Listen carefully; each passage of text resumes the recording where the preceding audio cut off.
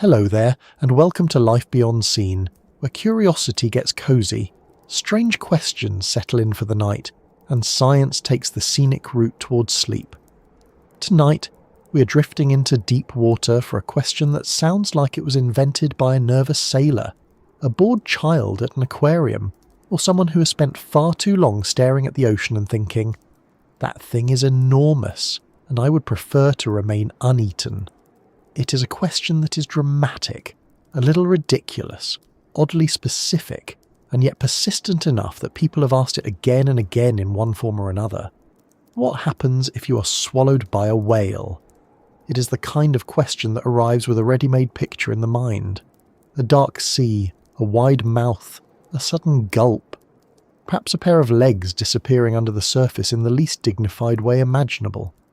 It sounds like something from an old story, something passed down around campfires or tucked into the corners of legend, but it also sounds just scientific enough to tempt us into taking it seriously. After all, whales are real. They are not mythical beasts stitched together from rumour and fear. They are living animals, very large ones, with real mouths, real throats, real stomachs, and very little awareness of human dignity. So the question stays with us. Not because most of us expect to be swallowed by one on the way to work tomorrow, but because it sits at the strange crossroads where imagination meets anatomy and where folklore bumps directly into biology. And before we settle into that watery thought experiment, I would love to know where in the world you are listening from tonight and what your surroundings are like right now. Are you under a blanket, listening in the dark? Are you somewhere inland, far from any sea, which perhaps makes all of this feel pleasantly distant? Or are you near a coast where the thought of a body as large as a whale moving through black water feels just a little too vivid for comfort? There is something fitting about that, really. A story about the ocean has a way of reaching people in very different places. Some hear it as a fantasy. Some hear it as a memory. Some hear it and quietly decide they were right all along to stay on dry land. If this little night voyage turns out to be soothing, intriguing, or simply the right kind of strange for the end of a long day, I would be very grateful if you gave the video a like, maybe subscribed, and stayed a while in this small corner of calm curiosity. It helps more than you might think, and it lets this sleepy stream of odd questions find other people who could use a gentle place to unwind. And if tonight's topic sounds slightly less relaxing than usual, well, I promise we're not here to alarm you. We are here to understand the thing properly, which often turns out to be much calmer than the imagination first suggests. Not always more pleasant, perhaps, but calmer.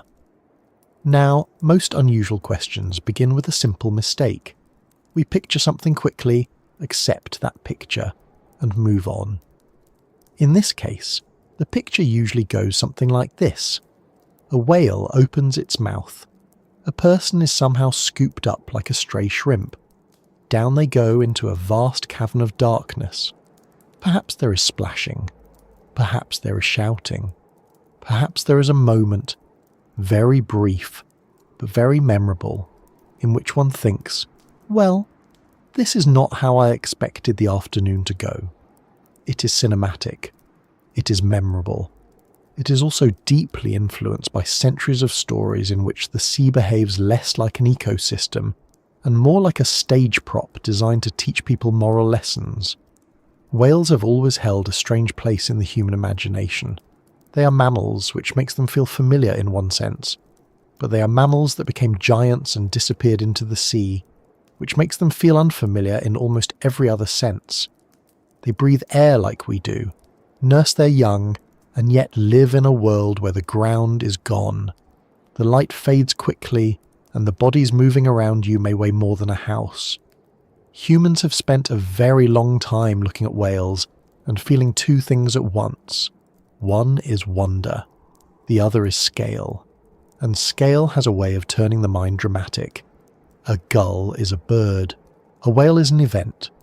Even when you know the measurements, even when you have seen the diagrams, even when someone calmly informs you that the blue whale can reach lengths greater than many buses lined up together, the numbers never quite land the way the sight of the animal lands.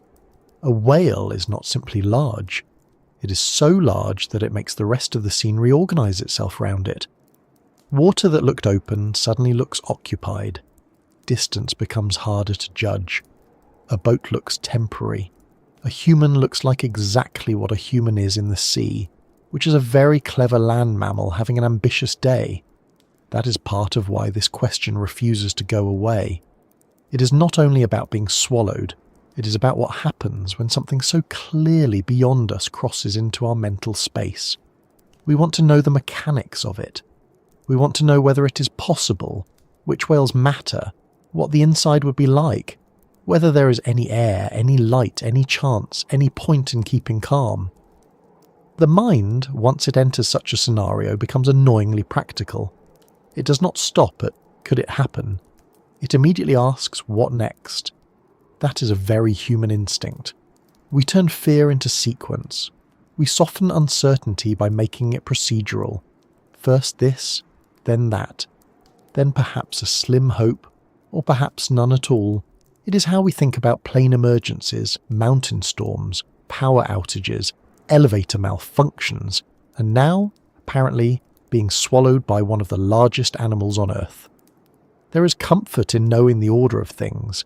Even dreadful things become a little less shapeless when arranged in steps.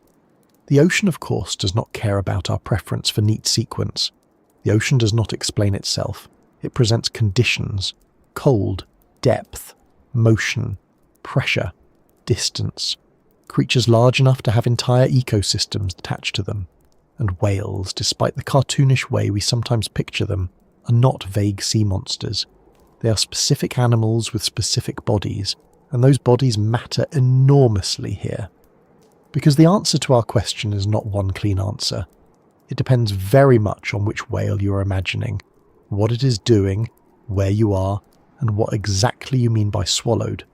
That last point turns out to matter more than people think, because when most of us say swallowed, we mean something complete and tidy. We imagine a body passing cleanly from outside to inside, as though a whale were simply a very large version of any animal that can gulp down prey. But whales are not one thing. Some are toothed hunters, some are filter feeders, some have mouths that seem unbelievably spacious, yet throats that are far less generous. Some are capable of engulfing vast amounts of water and prey at once, which sounds immediately bad for anyone nearby, but not necessarily in the exact way people imagine. The mouth can be enormous. The passage beyond it can be another matter entirely. And that is where the science begins to tug against the myth. Not rudely, just steadily. The old picture of a human disappearing neatly into a whale's interior was always a little too simple. Biology rarely gives us the theatrical version.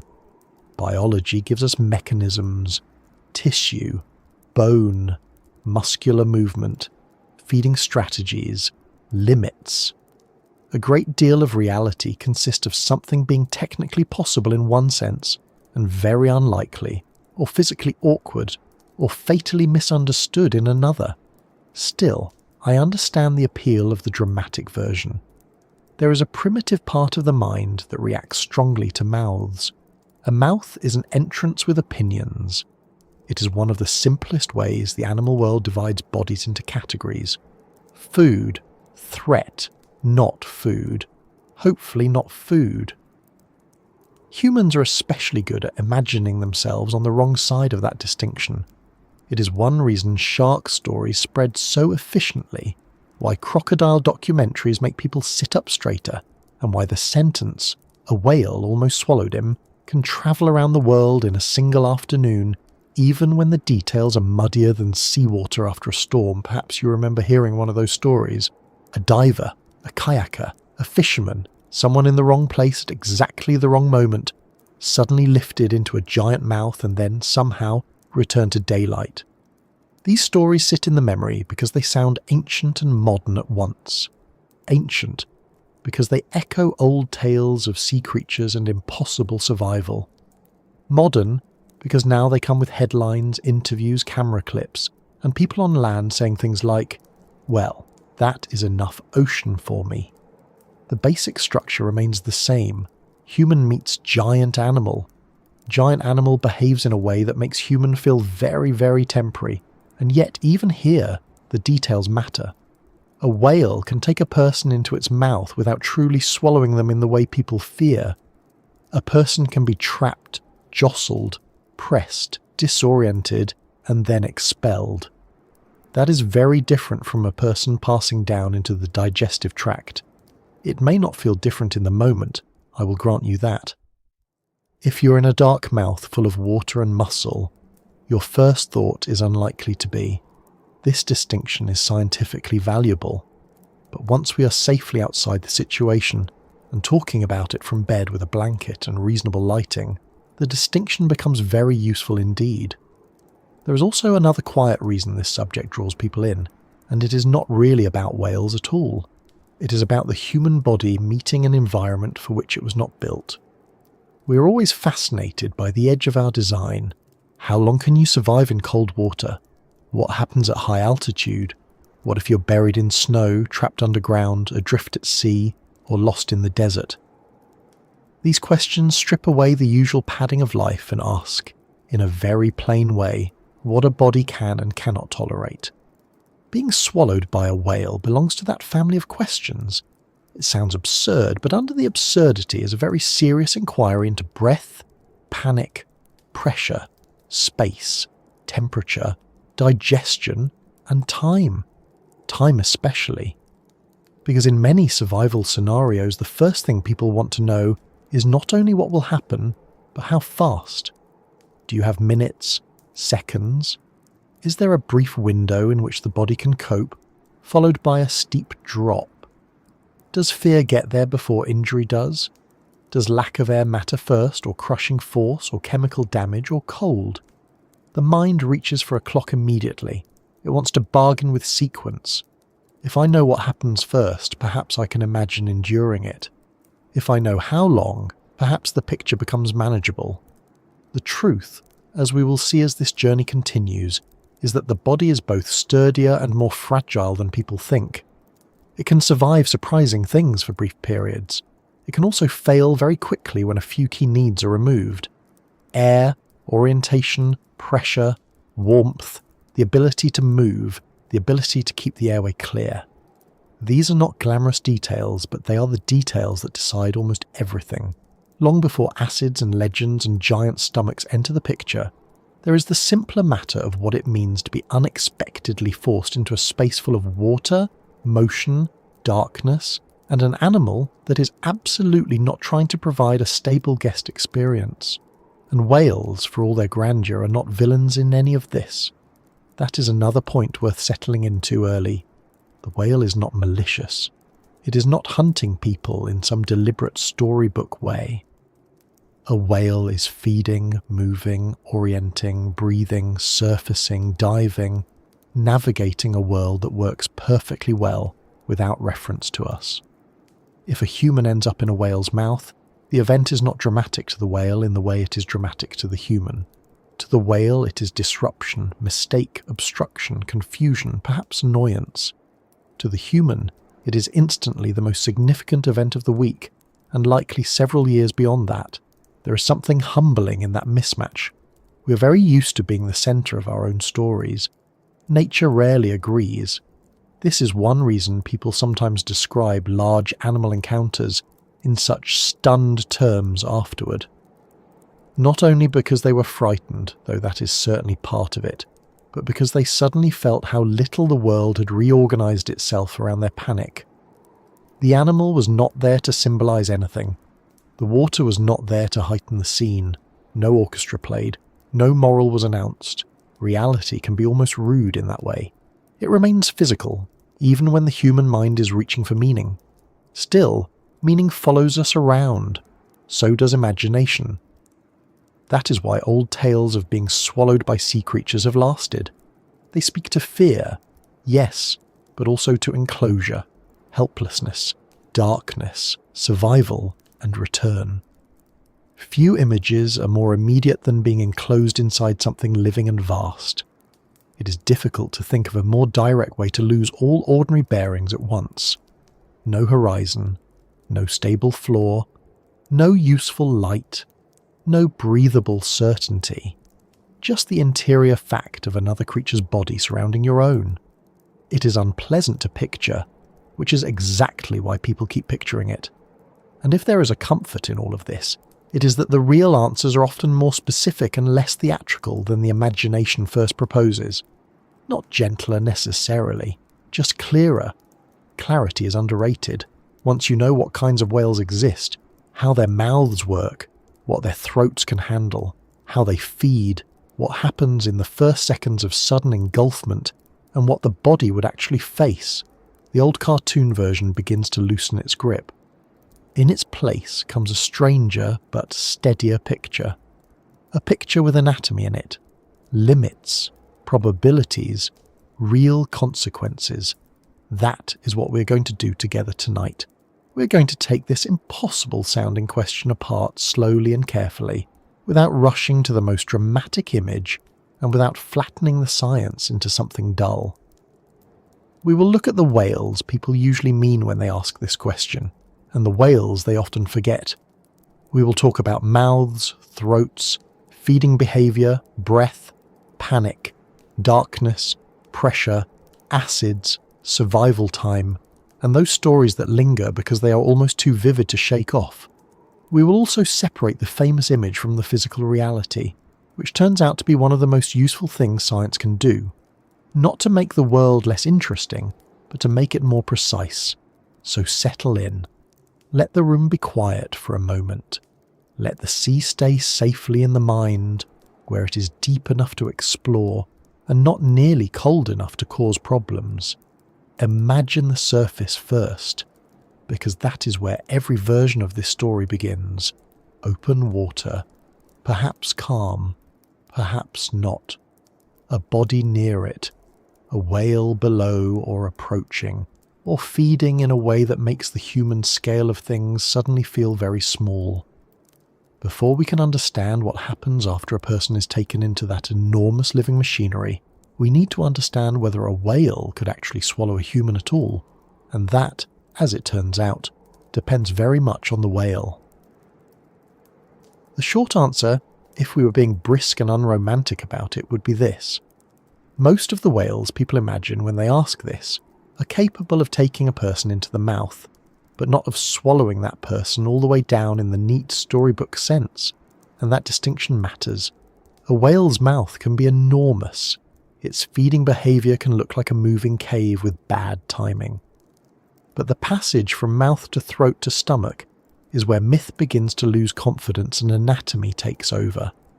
Noah divides whales into two broad groups, baleen whales and toothed whales. Baleen whales filter small prey from the water, while toothed whales eat fish, squid, and in some cases marine mammals.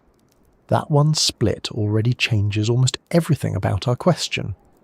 When most people picture a whale, they are usually picturing one of the big baleen whales, a humpback perhaps, a blue whale if they are feeling ambitious, maybe a fin whale if they have spent more time around documentaries than the average person.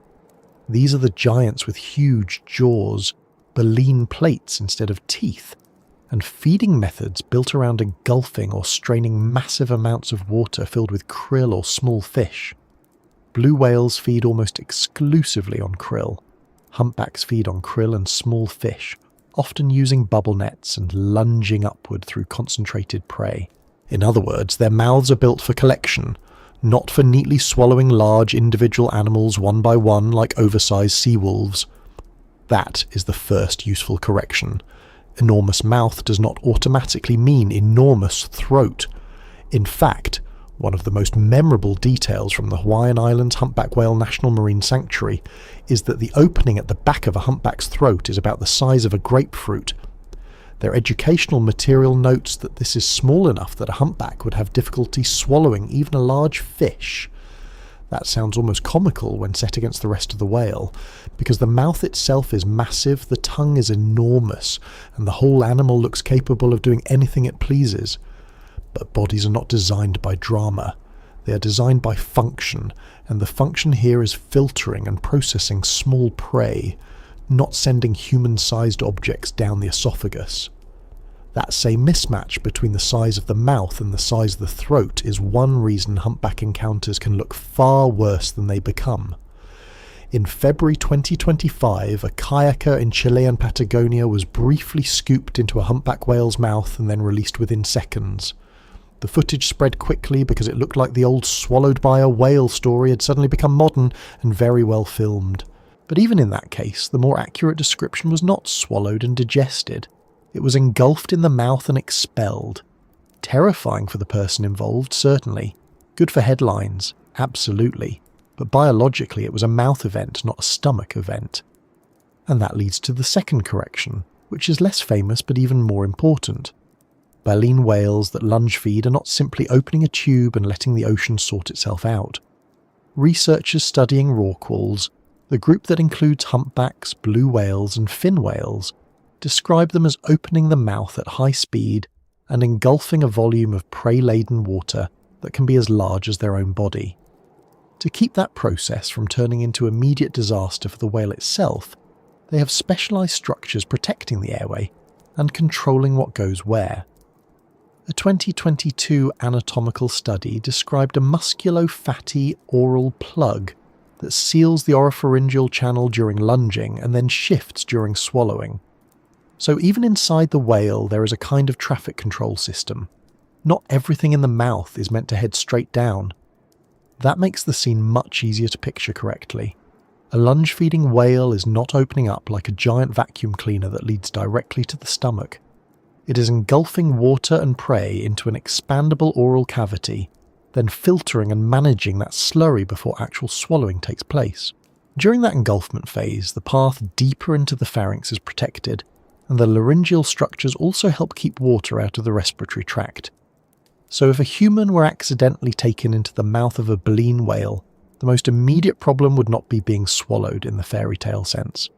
The immediate problems would be impact, darkness, crushing pressure from the tongue and mouth tissues, water, panic, and the whale's effort to clear out something it was never trying to eat in the first place. Now that does not mean the experience would be remotely safe. Quite the opposite. Saying that a humpback probably cannot swallow you whole is a little like saying a collapsing staircase probably cannot eat you. It may be technically reassuring, but it leaves several other problems in place. If you are in the mouth of a whale, you are in a moving chamber of muscle, water, and enormous force. You may be pinned, rolled, or briefly compressed. You may not know which way is up. You may inhale water. You may be struck by the tongue or trapped against baleen. Your body has no useful adaptation for any of this. The correction from myth to anatomy makes the event more accurate, not more pleasant. Still, if the question is literal, could a whale actually swallow a human? Then the answer shifts once we leave baleen whales and move to toothed whales. Toothed whales, or odontocetes, include dolphins, porpoises, sperm whales, orcas, pilot whales, and others. Noah describes them broadly as whales that have teeth and feed on fish, squid, and marine mammals.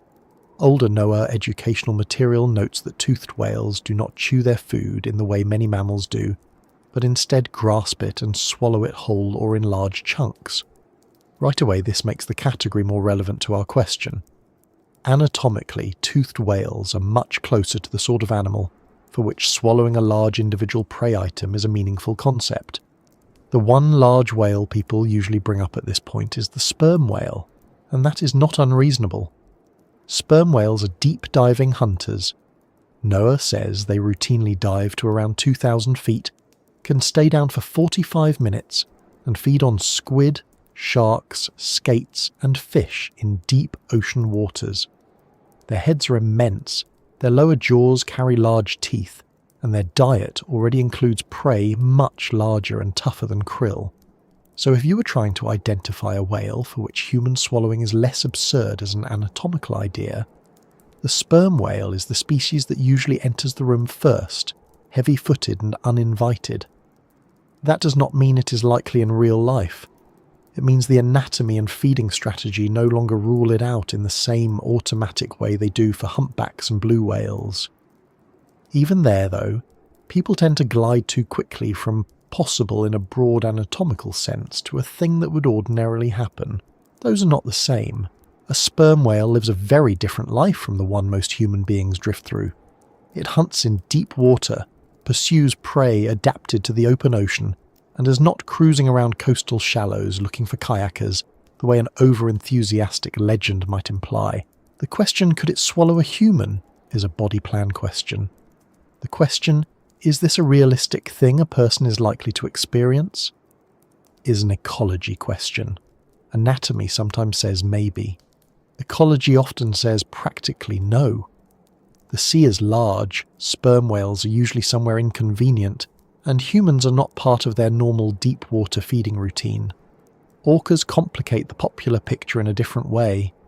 People often call them whales, which is fair in common usage, but Noah points out that the killer whale is actually the largest member of the dolphin family. It is also described as the ocean's top predator, with different populations specialising in different prey. That makes the name whale a little slippery, because once you start asking whether a whale could swallow a human, you have quietly included animals with very different sizes, diets, and hunting behaviours. An orca is a toothed cetacean, yes, but a very different one from a sperm whale. The category whale is useful for bedtime curiosity, and much less useful for anatomy, unless you specify which animal you have in mind. That is why the honest answer is not one sentence but a fork in the road. If by whale you mean the giant baleen whales people most commonly picture, then fully swallowing a human is generally not how their anatomy works. They can engulf you in the mouth by accident, which is bad enough for any reasonable person's schedule, but the throat and feeding system are not designed to pass a person-sized body into the digestive tract. If by whale you mean a large-toothed cetacean, especially something like a sperm whale, then the question becomes more anatomically plausible in theory. That is not a cinematic answer, but it is the useful one. There is also a subtle point people miss when they imagine the swallowed by a whale scenario. They picture the event as singular and clean, almost as if the whale makes a decision, opens wide, and takes in one human the way a person might swallow an olive. But real whale feeding is messy, dynamic, and full of water. In baleen whales, especially lunge feeders, the mouth is part scoop, part strainer, part hydraulic event. The whale surges, expands, closes, filters, and manages a mass of water and prey. That means a person caught in the wrong place is not entering a tidy tube. They are entering a process. And processes are usually harder on soft, surprised mammals than tidy tubes are. It is worth pausing for a moment on why the old story persists anyway. Partly it is scale. Whale mouths are large enough that the eye does not trust them. Partly it is language. We say, the whale swallowed him, because it is the simplest dramatic phrase available, even when the whale engulfed him in the mouth and then ejected him is more accurate. And partly it is because human beings are extremely attached to the idea that if something is much larger than us, it must also be simple. Bigger dog, bigger shark, bigger mouth, bigger swallow. Nature does not always grant that convenience. Sometimes it gives you a mouth the size of a garage and a throat the size of a grapefruit, which is exactly the sort of contradiction that keeps science employed. There is another reason the literal answer matters. Once you know that being swallowed by a humpback is unlikely in the full digestive sense, your attention shifts to the real danger zone, which is not the stomach but the mouth and the seconds around it. Can you breathe? Can you orient yourself? Are you being compressed? Are you underwater? Will the whale spit you out immediately, or hold you only briefly while it tries to clear the obstruction? Those are the practical questions, and they are much more urgent than the old Jonah-style image of someone sitting for hours inside a marine cathedral waiting to be philosophically transformed. Biology is often less symbolic and more immediate than that. So if we gather everything together carefully, the picture becomes clearer. Could a whale actually swallow a human? In the broadest possible sense, some toothed whales make that idea anatomically less ridiculous than folklore once made it sound. But for the great baleen whales that dominate the imagination, the more realistic answer is that they can take a human into the mouth accidentally while feeding, yet their throat and swallowing structures make complete passage much less likely. That is why the recent humpback stories are frightening but survivable, and why they are not proof that humans are on the menu. They are proof that being near a feeding whale is a very poor way to test marine anatomy firsthand. And now that we have separated mouth from throat and myth from body plan, the next step becomes much easier to understand. Because once you stop imagining whale as one giant generic creature and start looking at the actual machinery, everything changes. Baleen, teeth, tongue, throat, and the narrow passages hidden behind all that grandeur are what decide the fate of anything unlucky enough to end up inside. Which means we can stay right at the threshold a little longer and look more closely at the mouth of a giant, because that is where this question really begins to sharpen. A whale's mouth is one of those parts of nature that can make the brain misbehave a little. You see a photograph, or a documentary shot, or the open jaws of a feeding humpback rising through a cloud of fish, and the first reaction is not usually calm scientific curiosity. The first reaction is usually something closer to, "That is much too large," followed immediately by, "Surely anything that enters there is simply gone." And that is exactly why this part matters. Because the mouth of a whale is not one simple thing. It is not just a giant opening attached to a giant stomach. It is a very specific structure built for a very specific kind of feeding, and once you look at the details, the whole swallowed by a whale question begins to change shape. NOAA divides living whales into two main groups: baleen whales, known as mysticetes, and toothed whales, known as odontocetes. Baleen whales have baleen plates for filtering prey from water, while toothed whales have teeth and feed on prey such as fish, squid, and marine mammals. That one anatomical split is doing an enormous amount of work already. Let us begin with the whales that most people picture first, because they are the ones that dominate the imagination.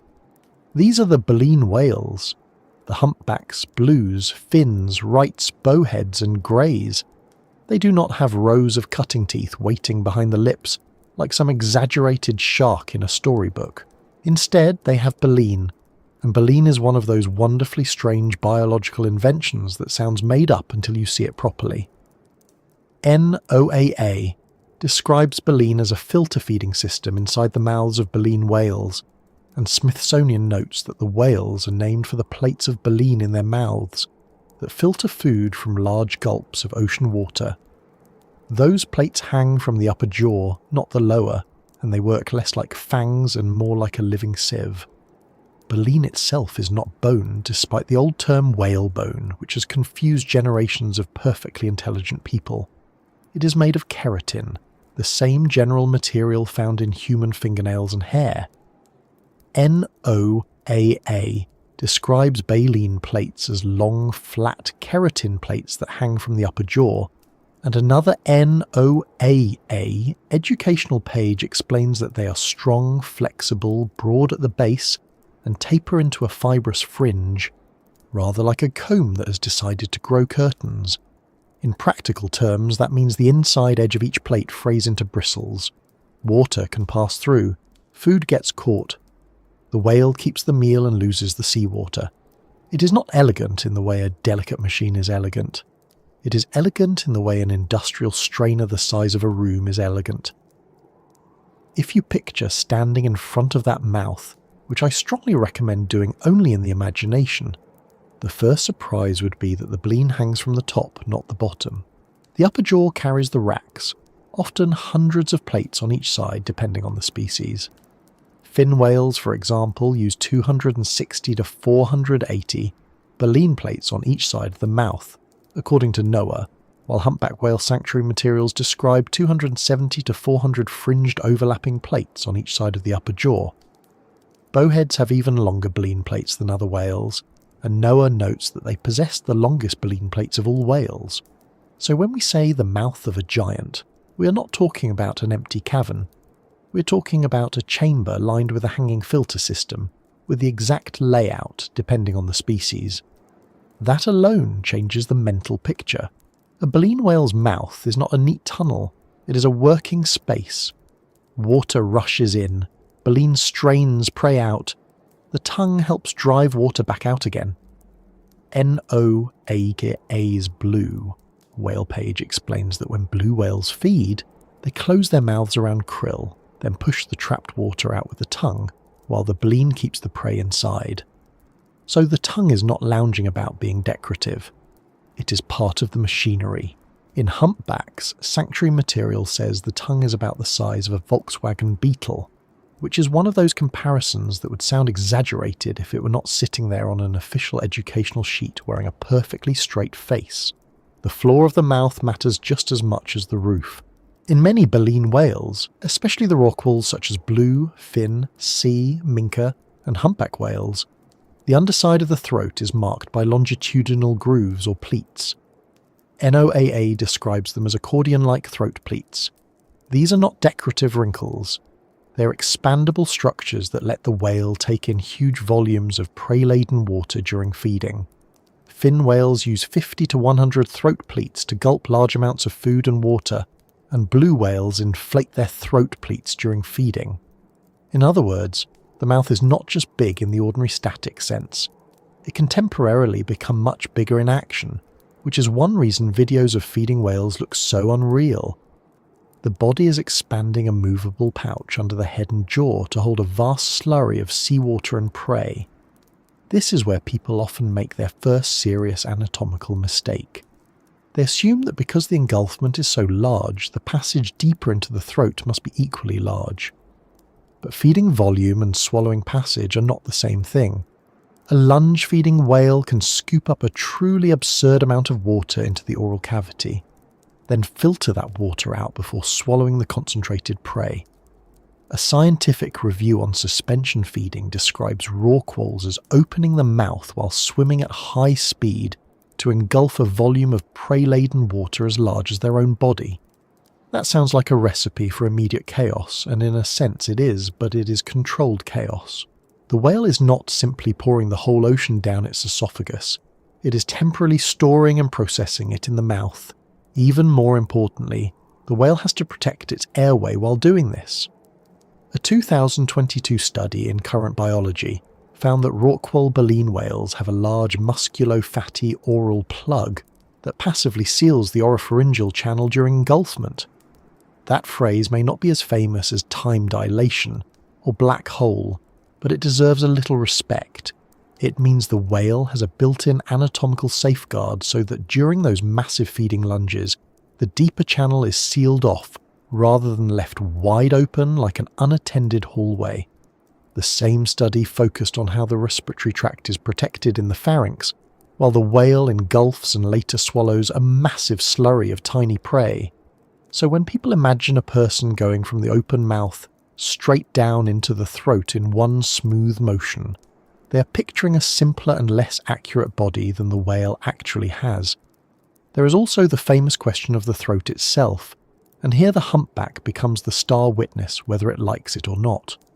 The Hawaiian Islands Humpback Whale National Marine Sanctuary states that the opening at the back of a humpback's throat is about the size of a grapefruit, and that a humpback would have a hard time swallowing even a large fish. Now, that is one of those facts that feels almost mischievous. The mouth can be about 1/3 of the body length, the tongue is fantastically large, and yet the actual opening farther back is so limited that the old image of a human sliding neatly to the stomach becomes much harder to sustain.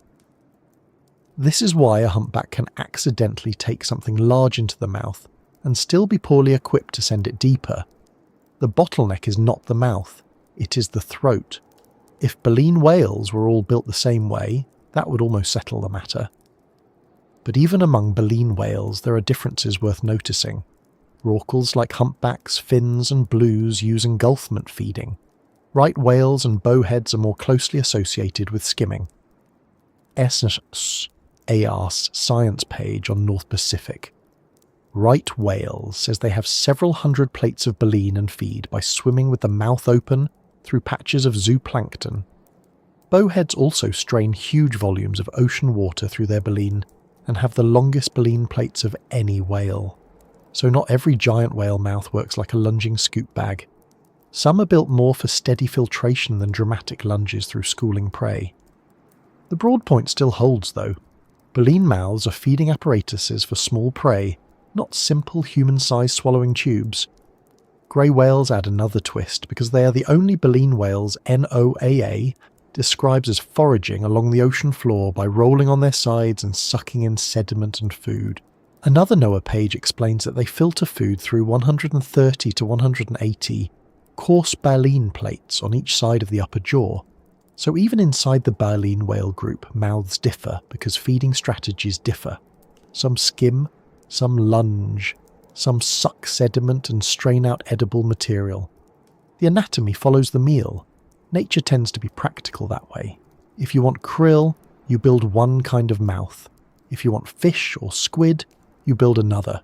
If you want to vacuum the sea floor like a very large and slightly judgmental carpet cleaner, you become a grey whale. Now move across the cetacean family line into toothed whales, and the scenery changes immediately. Toothed whales do not use baleen. They use teeth, and their teeth are not there to chew in the ordinary mammalian way many people assume. Smithsonian notes that the teeth in toothed whales are mostly for seizing prey, not for chewing, and that most toothed whales feed on one prey item at a time, grabbing it and swallowing it whole. NOAA says toothed whales feed on fish, squid, and other marine mammals such as seals and sea lions. That is a much more familiar predator design. Grip, control, swallow. No fringed keratin curtains. No need to filter out gallons of seawater from a cloud of tiny prey. Just a direct relationship between mouth, prey, and throat. You can see that function in smaller toothed whales, such as dolphins. NOAA explains that dolphins use their teeth to grip food before swallowing it whole, often head first so spines do not catch in the throat. Pacific white-sided dolphins, for instance, have small conical teeth that help them catch and hold prey, and they swallow food whole rather than chewing it. This is very useful to remember because it shows the basic odontocetes pattern in a clear, almost tidy form. Teeth are there to seize and hold. The real journey of the prey continues behind them. Then, naturally, we arrive at the sperm whale, because every discussion like this eventually does. The sperm whale is anatomically imposing in a more direct and unsettling way. NOAA says sperm whales have between 20 and 26 large teeth on each side of the lower jaw, while the teeth in the upper jaw rarely break through the gums. NOAA also notes that they hunt during deep dives for prey, including squid, sharks, skates, and fish. This is a whale built around grasping substantial prey in deep water, not filtering clouds of shrimp-like creatures in a giant mouth sieve. So when people ask whether a whale could swallow a person, the sperm whale is the animal that makes the question feel less obviously ridiculous from a throat and teeth perspective. It is not because sperm whales are prowling about with theatrical intent. It is because their mouth and throat arrangement belong to a different feeding world entirely. Even here, though, the throat is still the real decider. Teeth can look dramatic, but the anatomy behind them decides what size of prey can actually be swallowed. That is the quiet theme running through all of this. Not jaws alone, not gape alone. Passage. A mouth can open wide enough to astonish you and still narrow farther back into a much more selective tunnel. A mouth can also be lined with structures that make being inside it unpleasant, disorienting, and dangerous long before the stomach becomes part of the story. We're trained by cartoons to think the mouth is the whole event. Biology insists that the throat is the plot twist. There is another bodily feature worth noticing because it makes whale throats stranger than they first appear. Smithsonian explains that in baleen whales there is a special laryngeal arrangement between the blowhole and the lungs. The upper airway in whales is not arranged exactly the way a land mammal's is, because whales have had to solve the problem of feeding in water while breathing air. That means mouth, throat, and airway are part of a heavily modified marine mammal design, not simply a big terrestrial mouth copied and enlarged. The closer you look, the less a whale resembles a giant fish, and the more it resembles a mammal that took the normal rules, dragged them into the ocean, and rebuilt them under pressure. All of this should also make one thing very plain. The inside of a whale's mouth would not feel like a smooth hallway. In a baleen whale, there would be hanging plates from the upper jaw, a massive tongue, moving water, muscular pressure, and depending on the species, expandable throat grooves underneath the jaw and chest region. In a toothed whale, the emphasis shifts toward grasping structures and a more direct prey handling route. Either way, the mouth is not neutral space. It is active equipment.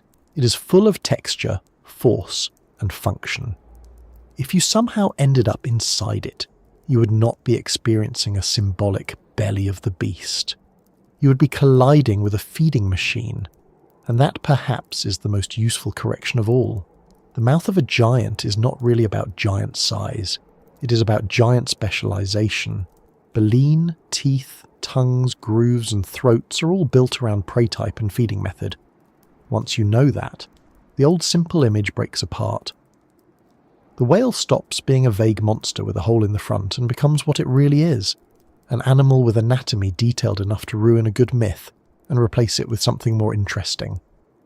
Which is helpful, because once a human body is taken into that space, the first reality it meets is not a legend or a moral lesson.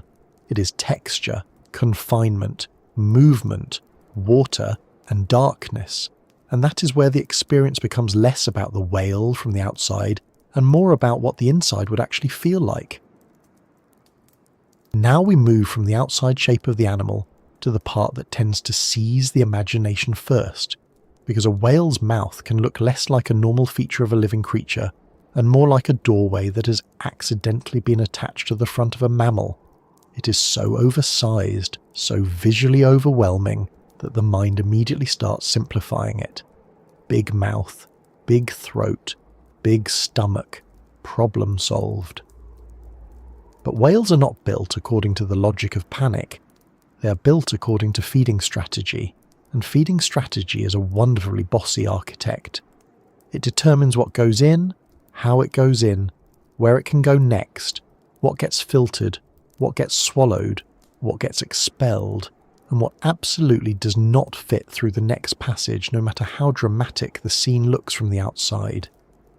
NOAA separates whales into baleen whales and toothed whales, and that one anatomical split changes the entire interior layout of the story. Baleen whales filter prey from water with baleen plates, while toothed whales seize prey with teeth and swallow it whole or in large pieces. If you entered the mouth of a baleen whale, and I say entered in the most reluctant and involuntary sense possible, the first surprise would be that it would not feel like dropping into a giant empty cave. It would feel crowded with purpose. Baleen whales do not have bare open mouths waiting like cavern doors. They have racks of baleen hanging from the upper jaw, and those plates are made of keratin, the same basic material family as fingernails. Noah describes them as long, flat plates of fingernail-like keratin, and Smithsonian explains that baleen whales use those plates to filter food from large gulps of ocean water. So the inside would not greet you with clean space. It would greet you with a hanging curtain system of thick, wet, fibrous plates designed to trap prey while water is forced back out. That means the walls of the experience are not smooth, and the front of the experience is not calm. It is a working filter made for life in motion. And then there is the tongue, which is not a minor detail here. In blue whales, NOAA says the trapped water is pushed out with the tongue after the mouth closes around krill. In humpbacks, Sanctuary Material notes that the tongue is about the size of a Volkswagen Beetle, which is one of those official educational facts that sounds like somebody lost a bet. The important point is not the comparison itself. The important point is that a whale's tongue is not a polite pink pad resting quietly at the bottom of the mouth. It is a massive muscular structure deeply involved in moving water and prey, so if a person found themselves suddenly in that mouth, they would not be drifting through open air towards some clear destination. They would be pressed into a space where a giant muscular body part is helping control the movement of seawater and whatever else has come in with it. That also means the first sensation would almost certainly be water before anything else. In most of the scenarios people imagine, especially with large baleen whales, the mouth is not filling with nice breathable emptiness. It is filling with the same seawater the whale has just engulfed along with krill or fish. NOAA describes blue whales swimming toward dense prey with mouths open, then closing their mouths around the krill while inflating the throat pleats, after which they push trapped water out with the tongue while the baleen keeps the prey inside. A Scientific American summary of lunge-feeding rorquals describes the floor of the oral cavity expanding by inversion of the tongue, while a study summarised on Science Direct notes that these whales can engulf a volume of prey-laden water comparable to their own gigantic body size. So the inside in that first instant would not be a chamber so much as a temporary holding space for a violent mass of water, prey, tissue and pressure. Darkness would come quickly too, though not in the theatrical all-at-once way a film might prefer. It would be the darkness of being enclosed by tissue, water, and the closing of the jaws while already underwater. You would not be looking around a lit room with marine decor. You would be in a wet, moving environment where daylight is blocked by the whale's mouth, body, and the surrounding water. That is partly an inference from the anatomy and feeding behaviour, rather than a directly measured interior lighting condition. But it is a very safe one. Once a whale closes that vast mouth around water and prey, it is doing precisely the opposite of letting clear outside light flood into a human-friendly viewing area.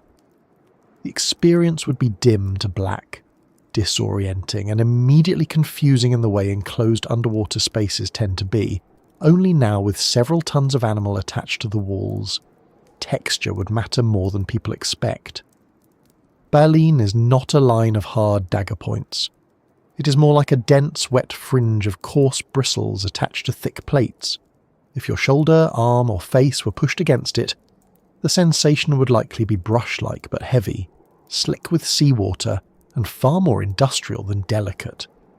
Because the material is keratin and because the plates are there to retain prey while water escapes, the inside edges would not feel like smooth, polished bone. They would feel like the inside of a giant filtering apparatus because that is exactly what they are. This is one of those moments when biology stops being mythic and becomes tactile. It is not the maw of the beast. It is keratin, water, movement and compression doing their jobs with no concern for your comfort. The floor and underside of the mouth would add another layer to that experience. In fin whales, Noah says there are 50 to 100 accordion-like throat pleats used to gulp large amounts of food and water. In Royce's whales, NOAA likewise describes throat grooves that expand during feeding to increase the amount of seawater and prey they can engulf. These grooves are part of the expandable machinery that makes rorqual feeding possible. So, from the inside, the lower portion of the mouth and throat region would not feel fixed and stable. It would feel like a flexible, distending structure built to balloon under load. That is not the sort of environment in which a human body can orient itself gracefully. You would not know where the floor really was, because the floor itself would be in the middle of becoming more of a pouch than a platform. There is also a common but very important misconception about air. Many people imagine that if you got inside a whale's mouth there might be some trapped chamber of breathable space. Perhaps gloomy and unpleasant, but still technically useful. Whales, however, breathe through blowholes on top of the head, not through the mouth, and Smithsonian explains that the mouth is not connected to the lungs in the ordinary way, which helps reduce the risk of drowning while feeding. So there is no reason to imagine the mouth as some handy side entrance to a pocket of whale breath. The anatomy is specifically arranged to separate feeding from breathing. That is excellent design for the whale and very poor news for anyone hoping the inside of its mouth might work like a badly ventilated guest room. That separation becomes even more interesting once you look at the deeper throat structures. In lunge-feeding rorquals, researchers found a musculo-fatty oral plug that seals the oropharyngeal channel during engulfment, helping protect the deeper respiratory and digestive pathways, while the whale takes in a huge mouthful of water and prey. In plain terms, the whale has a built-in internal safeguard that keeps the whole feeding event from turning into self-sabotage. For a human accidentally caught in the mouth, that means the path onward is not simply standing open and waiting. The interior is actively managing flow, so the first contact would be less like being drawn neatly down a hallway and more like being trapped in the front chamber of a machine while the machine decides, through evolved mechanics rather than conscious judgment, that something about this intake is all wrong. Pressure would probably be one of the most immediate and memorable features. Not the crushing pressure of deep-sea descent just yet, but the local pressure of water mass, muscular tissue, closing jaws, and the motion of the tongue. A rorqual's mouth is designed to handle huge, forceful engulfment events. The oral cavity expands dramatically, the tongue inverts, water is retained and then forced back out, and prey is filtered. A human body in that space would be soft, awkwardly shaped, and entirely unsuited to being there. Even if bones were not being broken outright, the feeling could still be intensely compressive. The chest could be squeezed, the limbs could be pinned, the face could be shoved against baleen or tissue. Panic would be made much worse by the fact that the body would receive several alarming messages all at once. No stable footing, no easy inhalation, no clear direction, and a strong sensation that the walls are alive because inconveniently they are.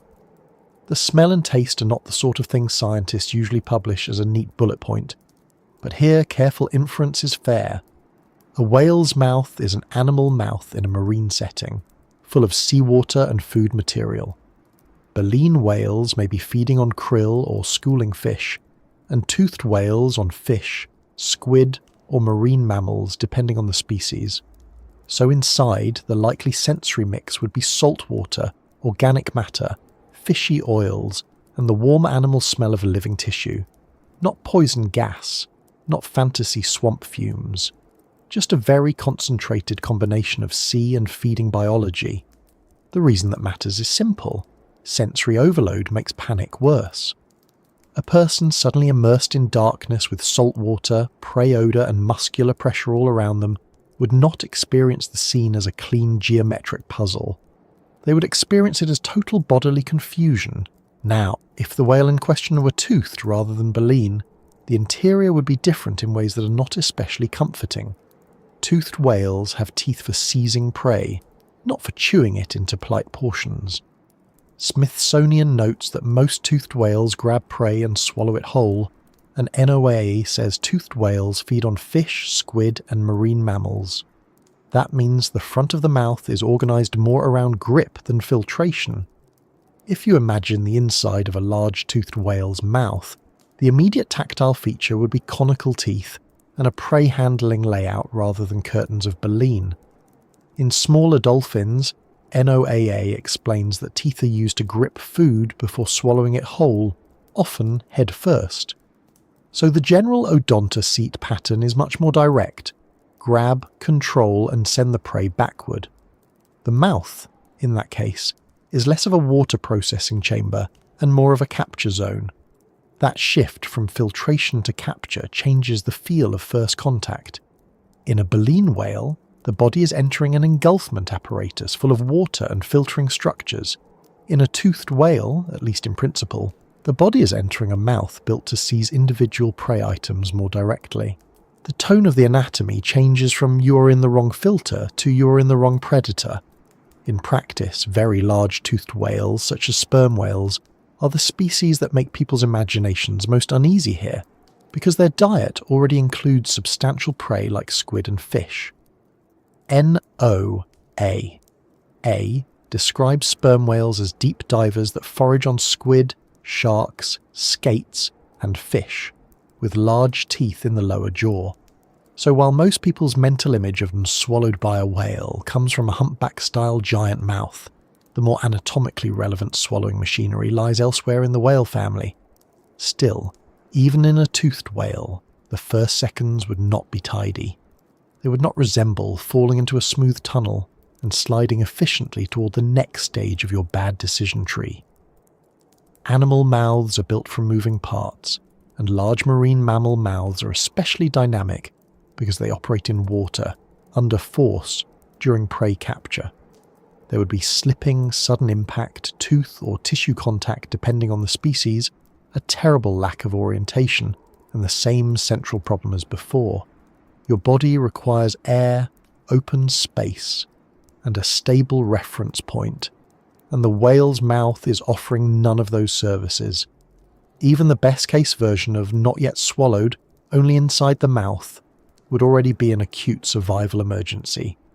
That point gets lost because the human imagination likes milestones: mouth, throat, stomach. But the emergency begins at the first enclosed second, not the last one. Another detail worth noticing is how little room there may be for useful movement. The phrase, "inside a whale's mouth," sounds spacious because whales are spacious creatures, but functional space is not the same as comfortable space. The mouth may be large relative to a person, yet full of water, tongue, feeding structures, and moving tissue. If the whale has engulfed a big load of water, that water itself occupies and manipulates the space. If the jaws are closing and the tongue is controlling flow, your arms and legs are not negotiating with empty air. They are fighting a muscular hydraulic environment. Even if the mouth is technically enormous, the part available to a panicking human body in that instant may feel horribly small. That is one of nature's least charming tricks. Something can be huge and claustrophobic at the same time, and then there is the body's own reaction, which would transform everything from strange to unbearable in a heartbeat.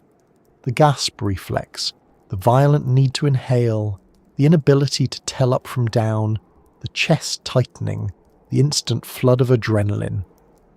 None of that comes from a whale website, of course. It comes from being a mammal with a nervous system and a deeply non-negotiable relationship with oxygen. But it matters here because the inside of the whale's mouth would not just be a place.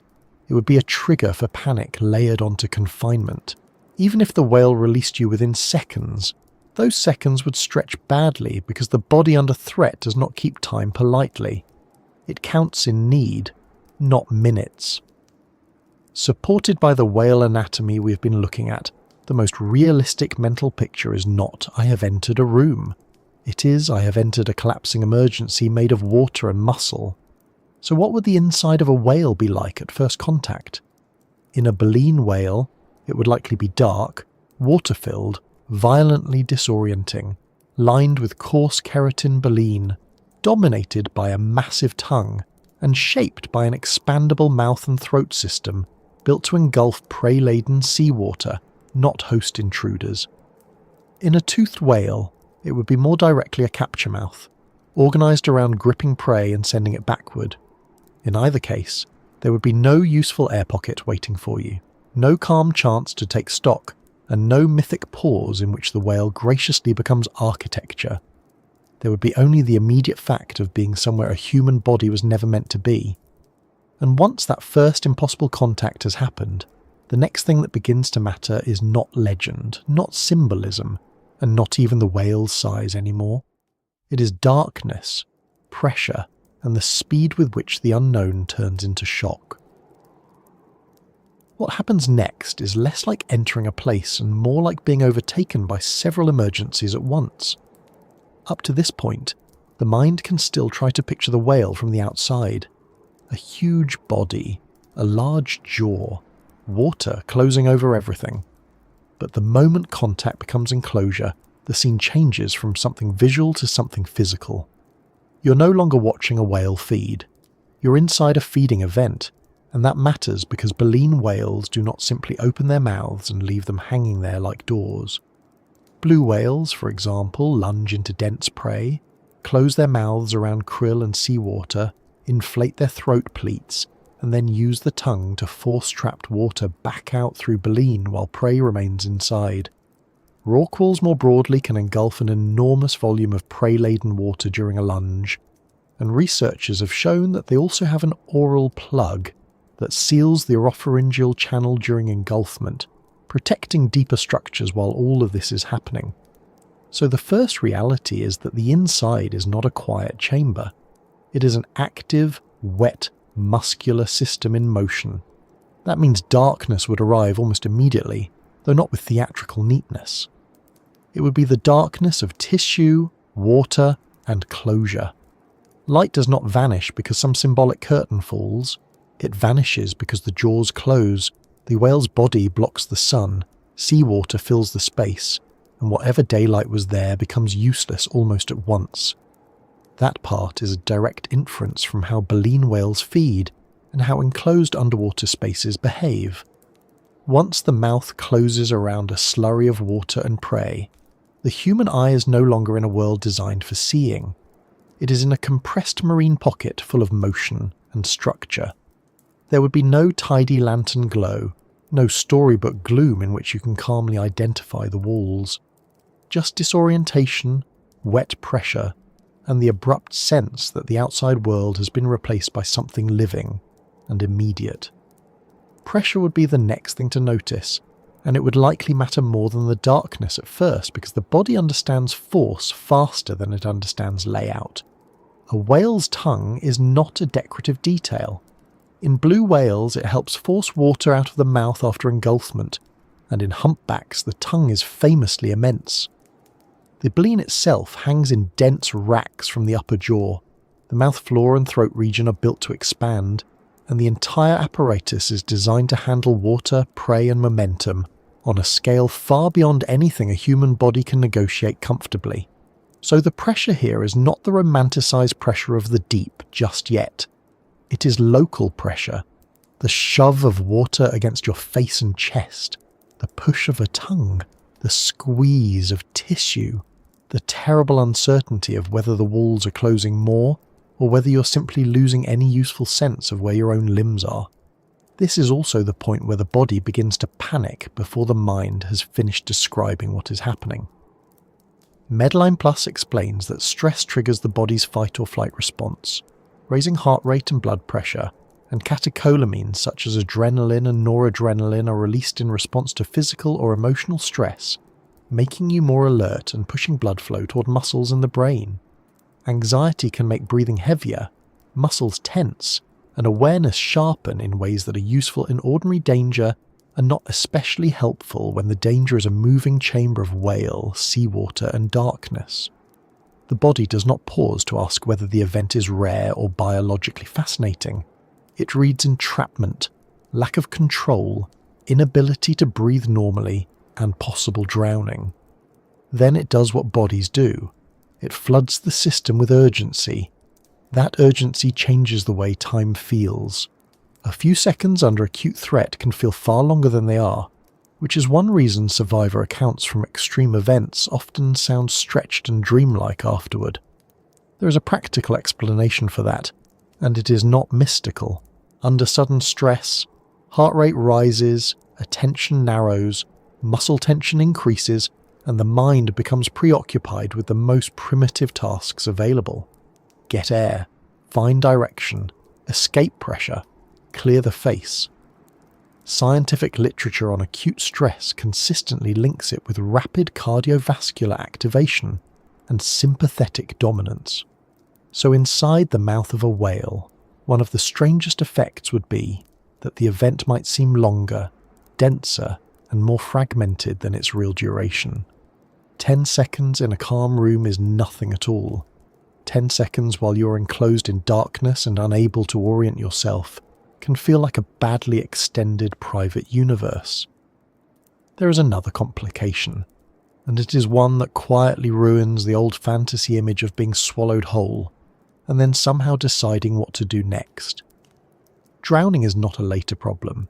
It begins the moment breathing becomes impaired in water. StatPearls defines drowning as a process resulting in primary respiratory impairment from submersion or immersion in liquid, and explains that as distress worsens, involuntary inspiratory effort follows, leading to hypoxemia. Aspiration of water then disrupts gas exchange in the lungs and can rapidly lead to loss of consciousness, apnea, and cardiac arrest if rescue does not occur. The New England Journal of Medicine review on drowning likewise notes that if a person is not rescued, aspiration continues and hypoxemia quickly leads to loss of consciousness and apnea. In plain terms, the body cannot bargain along with a water-filled crisis. The airway matters first, not mythology, not digestion, not whether the whale meant it. Airway. So if a person were taken into a whale's mouth during a feeding lunge, one of the first practical dangers would be inhaling seawater while trying to gasp or shout or simply react. That is not melodrama. It is basic mammalian panic in a liquid environment. When the face is splashed, covered or pinned in moving water, the body's need to inhale can become both overwhelming and badly timed. StatPearls notes that water aspiration impairs oxygen exchange and can produce pulmonary edema, while later survivors may also face lung injury from the aspiration itself. This means that even a person who is expelled quickly could still be in serious trouble afterward if they inhaled enough water or were too disoriented to recover. The inside of the whale is therefore not dangerous only because it encloses you. It is dangerous because it turns ordinary breathing into a race the body is poorly equipped to win. If the event happens in cold water, which is often the case in many whale habitats, the body may gain another enemy before it has solved the first one. The RNLI and the UK National Fire Chiefs Council both warn that sudden immersion in cold water can trigger cold shock, an immediate physical response that includes an involuntary gasp, rapid breathing, increased heart rate, and a sharp rise in blood pressure. The cold shock response can lead quickly to drowning because that gasp reflex and loss of breathing control happen before a person has had time to calm down or orient themselves. So if the human in this scenario was already in the sea when the whale engulfed them, the body might already be struggling with cold water shock when darkness and enclosure suddenly arrive on top of it. It is difficult to design a more unfair stack of sensory problems. The ocean, when motivated, can be very efficient. One of the more unsettling aspects of the moment would be the lack of useful reference points.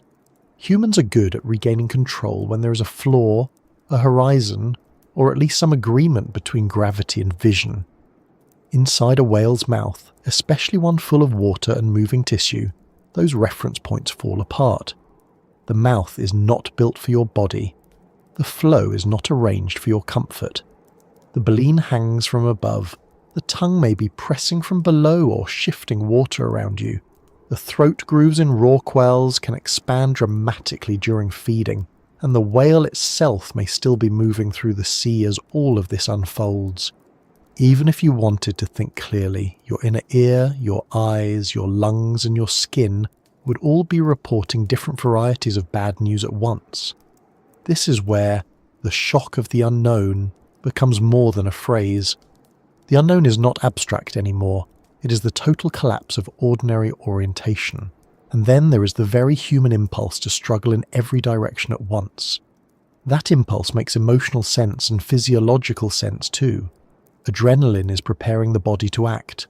Muscles tense, the heart accelerates, attention narrows. But in a confined, water-filled environment, frantic effort can become expensive very quickly. Heavy breathing is part of the stress response. Yet heavy breathing is exactly what cannot be safely indulged in a space where water is pressing against the face and mouth. Sudden, chaotic movement also burns oxygen faster, raises carbon dioxide levels more quickly, and makes aspiration more likely if the airway is compromised. In calm, safety advice for water immersion, people are often told to fight the instinct to thrash because panic destroys coordination and breathing control.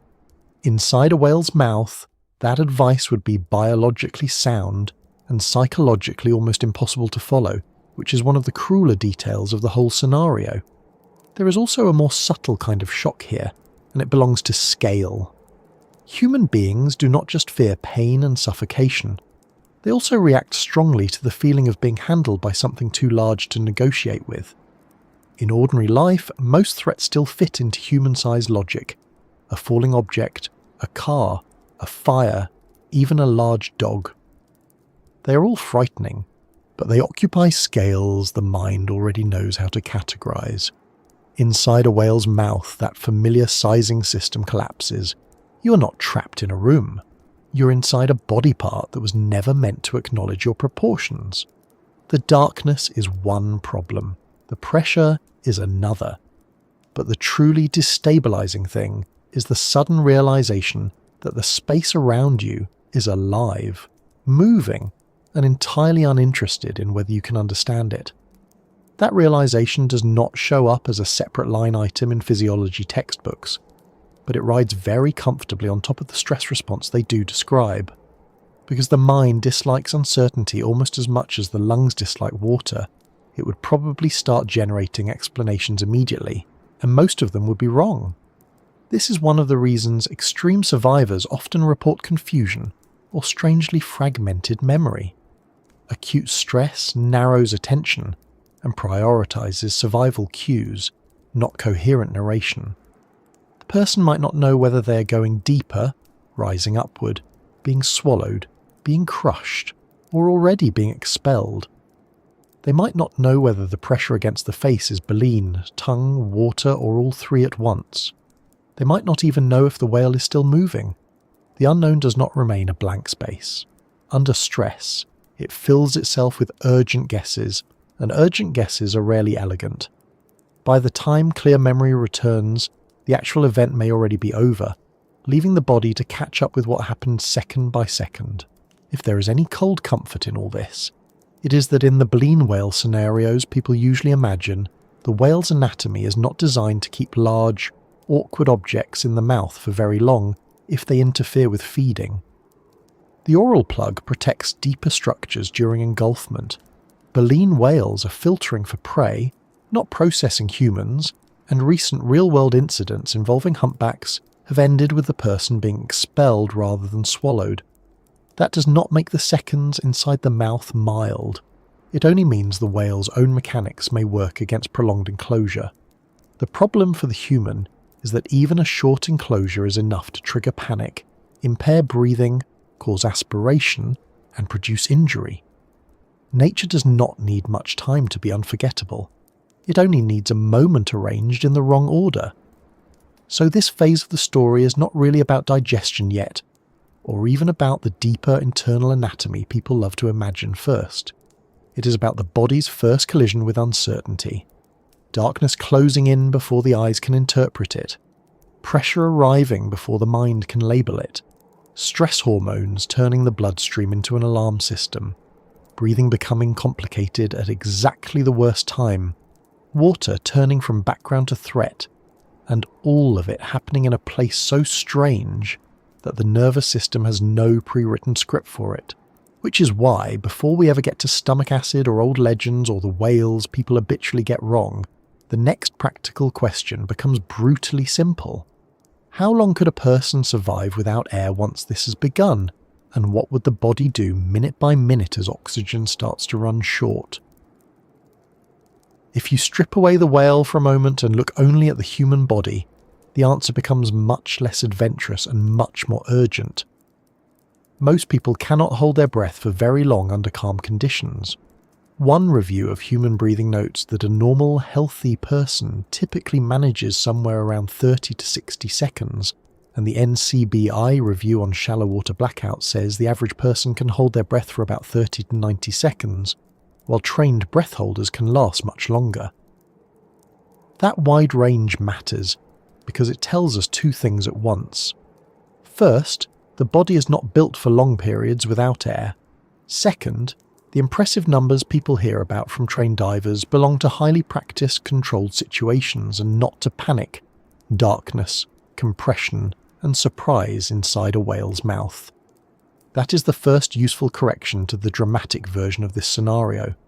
People often imagine that survival without air is mainly a question of courage, grit, or some heroic ability to stay calm while the universe behaves badly. In reality, breath holding is a physiological negotiation between oxygen, carbon dioxide, lung volume, stress, and reflexes. A classic review on breath holding describes the break point not simply as the instant oxygen runs out, but as the point at which the urge to breathe becomes overwhelming. Another PubMed review notes that even small rises in carbon dioxide produce large increases in breathing drive. In other words, what you feel first is usually not noble awareness of oxygen depletion. It is the body objecting to rising carbon dioxide and demanding ventilation. That is one reason the need for air can feel so sudden, so absolute, and so deeply non-negotiable.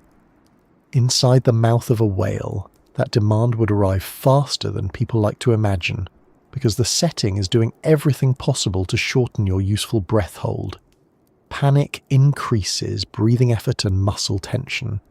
Stress hormones drive the heart and the body into emergency mode. Medline Plus explains that acute stress activates fight or flight responses, raising heart rate and making breathing heavier. So even if a person had taken a good breath just before engulfment, the body would immediately start burning through that reserve more quickly, because terror is metabolically expensive. This is an inference from well-established stress physiology layered onto the drowning literature, and it is a grim one. The whale does not have to keep you inside for several cinematic minutes before the problem becomes serious. The problem becomes serious almost as soon as your airway is threatened, and your body starts spending oxygen like it has mistaken panic for a profession. Then there is the simple but brutal fact that water changes the whole timeline. The 2024 American Heart Association Drowning Update states that the drowning process begins with hypoxia and may progress from respiratory arrest to cardiac arrest if not promptly addressed. The AHA guideline page likewise says that drowning involves initial hypoxia and that prompt breaths can interrupt the process before it worsens. Statpearls puts it even more plainly. Death from drowning primarily results from hypoxemia caused by water aspiration, and if rescue does not occur, hypoxia can rapidly lead to loss of consciousness, apnea, and then hypoxic cardiac arrest. That means the real clock is not, how long can a person survive without air in theory? The real clock is, how quickly does the airway become compromised? How much water is aspirated, and how fast does oxygen delivery to the brain collapse? That is a harsher and more realistic clock. This is why the first few seconds matter more than people expect. If a person is unexpectedly engulfed in the mouth of a whale, they are very unlikely to experience the tidy sequence people imagine in stories. They are not calmly holding their breath in a bathtub or pool, with clear water and a chosen starting point. They are likely underwater already, struck by moving seawater, unable to orient themselves, and possibly trying not to inhale, while being compressed by a tongue, pushed against baleen, or rolled in a mass of water and tissue. Under those conditions, the practical breath hold time is not likely to resemble the number someone could produce at home while standing still and preparing themselves. That is an inference, but it is a very conservative one based on the difference between voluntary breath holding and panic submersion. The body is simply not entering the experiment on favourable terms. Cold water can shorten the useful window even further. The RNLI warns that sudden immersion in water below 15 degrees Celsius can trigger cold water shock, including an involuntary gasp, a sharp rise in breathing rate, panic, and an increased chance of inhaling water directly into the lungs. They note that breathing rate can increase uncontrollably, sometimes as much as tenfold, and that the initial effects pass in less than a minute, which is useful advice if one has merely fallen in unexpectedly and is not simultaneously inside a whale. In our scenario, the important point is simpler. If the person was already in cold seawater before the engulfment, the body might already be fighting the gasp reflex and breathing chaos before the whale adds darkness and pressure to the arrangement. That makes the clock shorter, not because oxygen suddenly vanishes, but because control over breathing does. There is one reflex in humans that sounds encouraging at first, and then turns out to be only mildly comforting. The dive reflex, triggered especially by facial immersion in cold water, can slow the heart rate and redirect blood flow toward vital organs. Statpearls describes it as an innate response that preserves oxygen stores during water immersion by producing apnea, bradycardia, and increased peripheral vascular resistance. This is sometimes presented almost heroically, as though the body contains a tiny seal hidden in the plumbing, ready to save the day. But the dive reflex is not magic. It may conserve oxygen to some degree, especially in cold water facial immersion, yet it does not make human beings into whales, and it certainly does not guarantee consciousness or survival when aspiration, panic, and enclosure are already underway.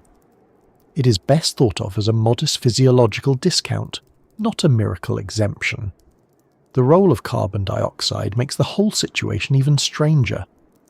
Most people think the breath hold ends because oxygen hits zero, but the urge to breathe is strongly driven by rising carbon dioxide. The NCBI review on shallow water blackout explains that hyperventilation before a breath hold lowers carbon dioxide and delays the urge to breathe, which is exactly why it is dangerous. People can lose consciousness from hypoxemia before they feel the normal need to surface. The same review notes that trained breath holders can exceed 6 minutes, but they remain at risk of blackout and drowning. That means the body's warning system is useful, but imperfect. In an ordinary person inside a whale's mouth, the situation would be the opposite of the trained diver's carefully managed scenario. Carbon dioxide would be rising, panic would amplify the distress, and the body would likely reach the breakpoint quickly. If the person tried to suppress that urge too long while submerged, consciousness could fail without any grand dramatic countdown. Loss of consciousness is the point people tend to imagine arriving much later than it actually can. The AHA's recent drowning guidance emphasises that drowning progresses quickly from respiratory compromise toward cardiac arrest when oxygen deprivation is not reversed. Stat-Pearls similarly states that hypoxia from aspiration can rapidly lead to loss of consciousness and apnea. Rapidly is not an especially comforting word, but it is the right one. We are not dealing with a leisurely several-minute philosophical fade. We are dealing with a brain that depends constantly on oxygen delivery and does not tolerate interruption gracefully.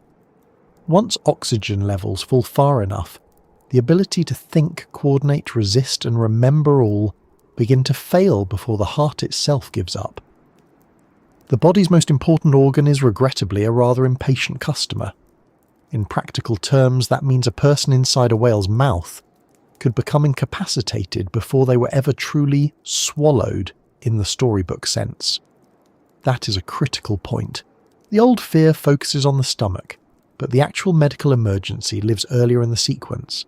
A person can aspirate water, lose orientation, and black out while still in the mouth if breathing is compromised long enough. Even if the whale expels them before deeper swallowing occurs, the damage may already be underway. The AHA stresses rescue breaths in drowning because this is primarily a hypoxic process, not usually a sudden cardiac collapse with oxygen-rich blood still circulating. The arrest, when it comes, is downstream of failed breathing, so the deciding factor is not whether the whale keeps you, it is whether oxygen gets back to the brain before the drowning process outruns rescue. There is also a deceptively important distinction between not breathing and not getting air.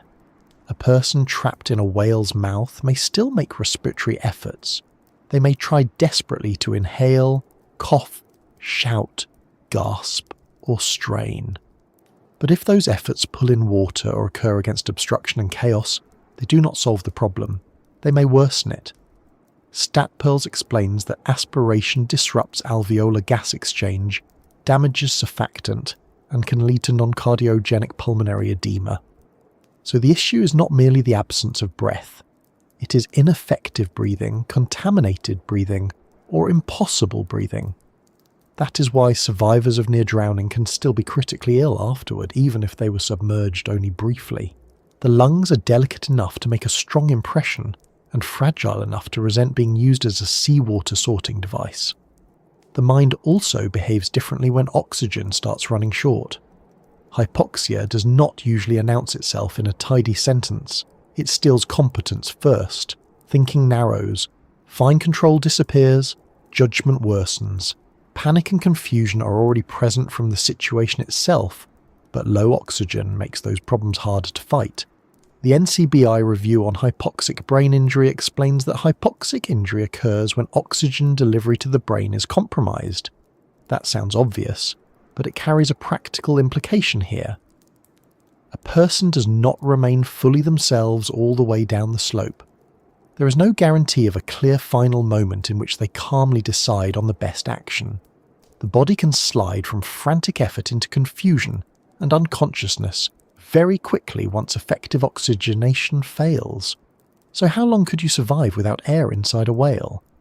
In the most literal and uselessly abstract sense, the human body can sometimes tolerate a breath hold for tens of seconds, and in trained divers much longer.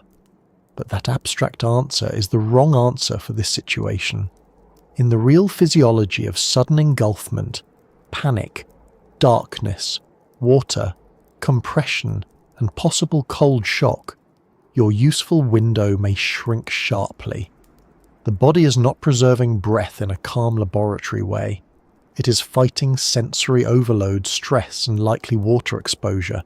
The medically relevant danger is that once breathing is impaired and aspiration begins, the drowning process can move rapidly toward loss of consciousness and cardiac arrest. So the honest answer is not a clean number. It is that you would likely have only a very short window in which remaining conscious, protecting the airway, and being expelled or rescued could still make the difference. There is, however, one darkly practical consolation for baleen whale scenarios. Because large baleen whales are not designed to swallow human-sized objects efficiently, the period of enclosure in the mouth may be brief if the whale quickly expels what it cannot process. That does not make the event mild. It only means the anatomy may shorten the time you remain inside. In survival terms, brief is better than prolonged, but brief is not the same as safe. A short interval can still be long enough for aspiration, panic, hypoxia, and injury to begin. Nature does not need to keep you long to ruin your afternoon, and if the whale were one whose anatomy made deeper swallowing more plausible, the air problem would only become more ruthless from there. A person who somehow passed beyond the mouth and farther into the digestive route would not be entering a more stable environment. They would be entering a place with no breathable air, no useful orientation, no chance to correct the drowning process, and a new set of biological hazards waiting farther down, which is why, once the question of oxygen has been answered as grimly as honesty requires, the next thing to consider is what would happen if the body made it past the throat and into the stomach, because lack of air is only the first disaster in line. If you somehow reach the stomach, the first important correction is that you still would not have arrived in the version of this scene most people carry around in their heads. A cetacean stomach is not one simple sac sitting at the end of an oversized tube. It is a multi-compartment system. Comparative anatomy papers describe cetaceans as having a complex multi-chambered stomach, and multiple reviews describe 4 main compartments: a phorostomach or esophageal stomach, a main or fundic stomach, a connecting channel, and a pyloric chamber. In other words, the stomach is already several places with different jobs, different linings, and different conditions. So if a human body ever passed that far, which is already a very poor sign for the rest of the day, the question would immediately become, which chamber did you reach first, and what sort of chamber is it? The first chamber matters because it is not the classic acid vat people imagine. The phorostomach is described in cetacean anatomy papers as a chamber between the esophagus and the main stomach, lined with stratified squamous epithelium continuous with the esophagus, with a complete absence of glands including mucous cells. Its muscular wall is thick, prominent, and highly distensible. An older whale anatomy work likewise describes the first compartment as essentially a dilated esophageal sac with strong muscular layers and considerable ability to contract and dilate.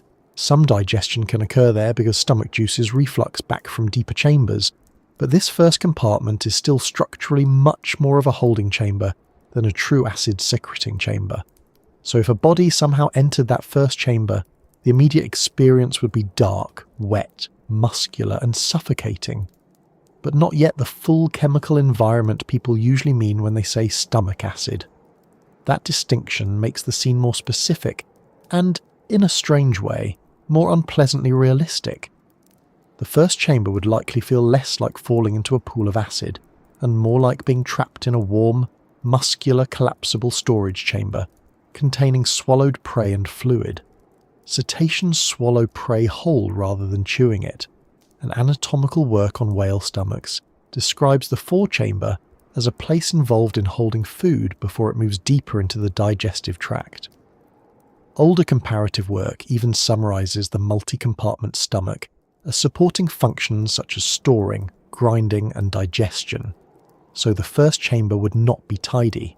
It could contain fish, squid remains, mucus, seawater, partially processed prey, and repeated compressive movement.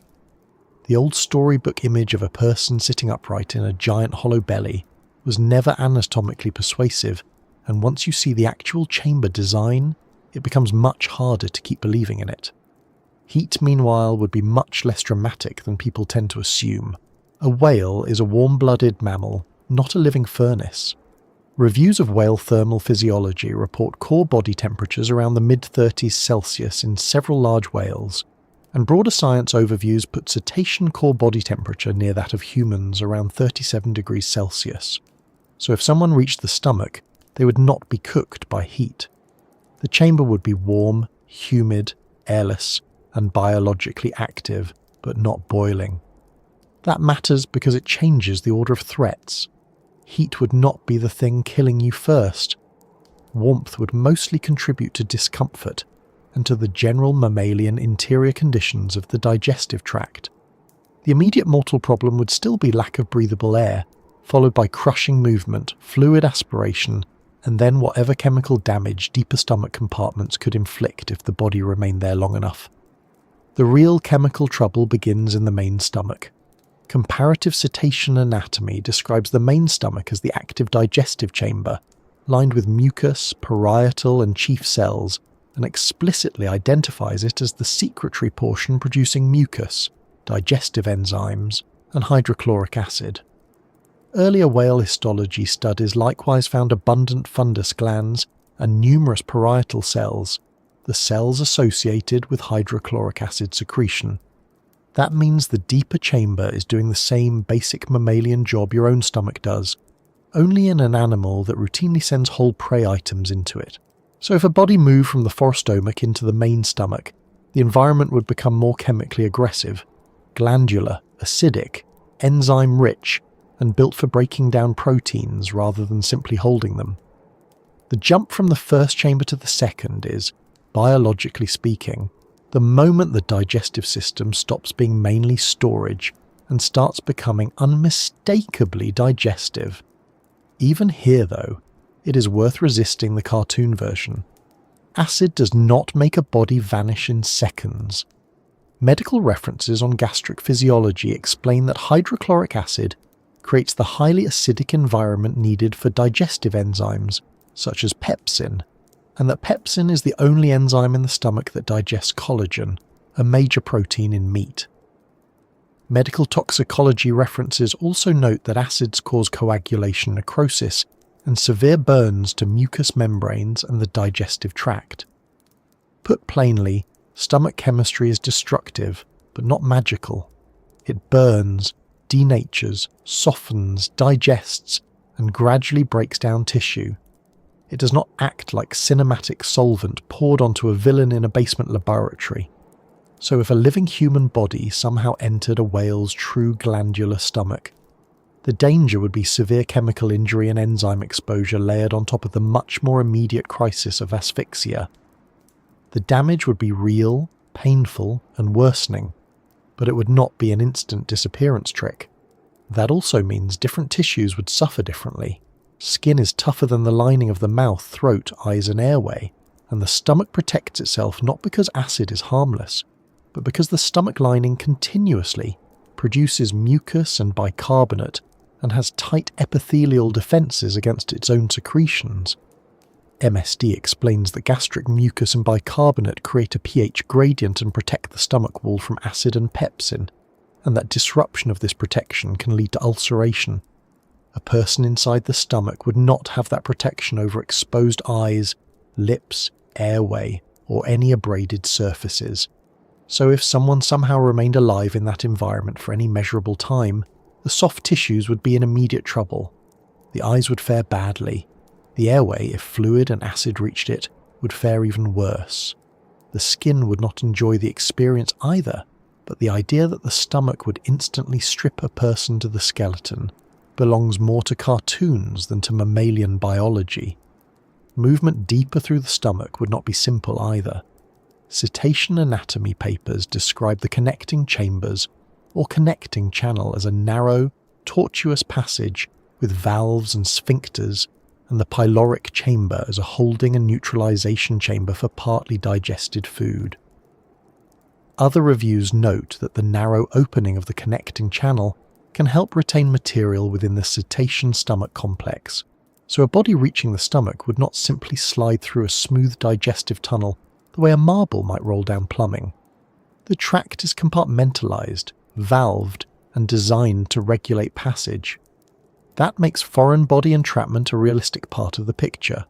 It also means the system can delay movement, retain objects, and process material in stages rather than in one continuous downward rush. The whale digestive tract is not elegant in the human sense.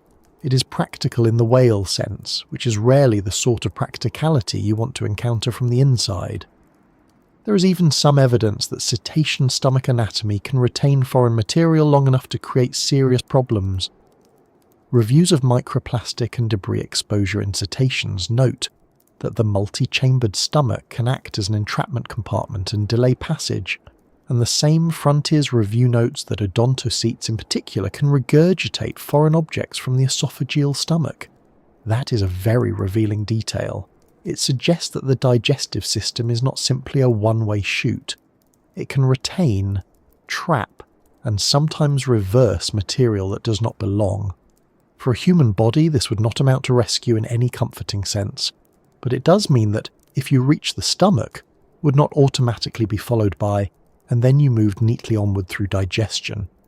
Foreign bodies are a complication to the whale as well. The whale may retain them, struggle with them, or expel them. From the human side, unfortunately, any such delay would not improve the oxygen problem. By this stage, biology also starts to become brutally simple. A living person who had somehow reached a whale's stomach would already be in a severe oxygen crisis. Recent drowning guidance from the American Heart Association and reviews in Stat Pearls describe drowning as a process of primary respiratory impairment leading rapidly to hypoxemia, loss of consciousness, apnea, and potentially cardiac arrest if oxygen is not restored. So if a person made it into a stomach chamber, the likely sequence would not be first acid, then danger. It would be first asphyxia, then whatever acid and enzymes can do before or after consciousness fails. That order matters because it means the stomach is not replacing the air problem, it is inheriting it. By the time the glandular chambers come into play, the body is probably already deep into the consequences of not being able to breathe. In practical terms, the stomach would likely become a place where a body continues to be damaged, not the place where the real crisis first begins. This is also where the old word digestion can mislead people. Digestion sounds orderly, almost patient. It suggests a process that unfolds on schedule, one stage after another, under clear biological supervision. But in this scenario, digestion would be arriving after catastrophe, not instead of it. The whale stomach has compartments for holding, acid secretion, controlled passage, and neutralization of partly digested food. The first chamber can contract strongly. The main chamber secretes mucus, hydrochloric acid, and enzymes. The connecting channel regulates movement, and the pyloric chamber serves as a later holding and neutralization space. Those are excellent adaptations for prey, and terrible ones for any foreign mammal unfortunate enough to enter them. So the body would not be in one uniform environment. It would be in a sequence of environments, each with its own textures and functions, none of which are compatible with continued human survival for long. And because people always ask about heat in the same breath as acid, it is worth settling that point cleanly. The stomach would be warm because the whale is warm. It would be wet because the stomach is a digestive organ. It would be chemically aggressive in the glandular chamber because hydrochloric acid and digestive enzymes are part of normal stomach function. But it would not be a boiling cauldron. It would be more disturbing than that because it would remain recognizably biological. Mammalian warmth, mammalian mucus, mammalian digestive chemistry. Whale-sized, certainly, but not supernatural. Which leaves us with the plainest answer of all. If a person truly reached a whale's stomach, acids and enzymes would matter, the compartment structure would matter, and the stomach's ability to retain and process material would matter, but the body's chances would already be dominated by oxygen loss, shock, and the fact that none of these chambers were built with any margin for human survival. And once that is understood, the next thing worth sorting out is which whales people usually imagine when they tell these stories, and which whales actually make anatomical sense in them. By the time people reach this part of the question, they usually think they already know which whale they mean. That is one of the small tricks this subject plays. The word whale feels precise until you ask it to do actual anatomical work, and then it starts wobbling. Most people do not picture a category, they picture a celebrity. A blue whale, perhaps, because it is the largest animal on Earth and has the sort of scale that makes every ordinary fear suddenly feel underfunded. Or a humpback, because humpbacks breach, lunge, bubble net feed, and tend to appear in videos that make the ocean look both majestic and slightly unreasonable. Sometimes they picture an orca because popular culture has spent decades teaching people that anything black and white in the sea is either brilliant, dramatic, or about to ruin someone's schedule. But those are not all the same animal, and for the swallowed by a whale question, the difference matters almost immediately. NOAA divides whales into baleen whales and toothed whales, and that split is not a technical footnote, it is the whole backbone of the answer. Baleen whales filter prey from water with baleen plates, while toothed whales seize prey with teeth and swallow fish, squid, or marine mammals more directly. The whale most people imagine first is usually the blue whale, and that makes emotional sense. Blue whales are the giants of the giants. Noah describes them as the largest animals ever to live on the planet, and notes that they feed almost exclusively on krill, straining huge volumes of ocean water through baleen plates that hang from the roof of the mouth and work like a sieve. This is exactly why the blue whale is both the most impressive choice and, anatomically, one of the least useful ones for the classic swallowed whole fantasy. Blue whales have the enormous mouth people remember, but not the feeding style people think they do. They are not swallowing seal-sized prey in single purposeful bites. They are engulfing swarms of tiny animals and filtering the water back out. So when someone pictures a blue whale as the ultimate version of being swallowed, what they are really doing is mistaking size for suitability. Blue whales win the scale contest, certainly.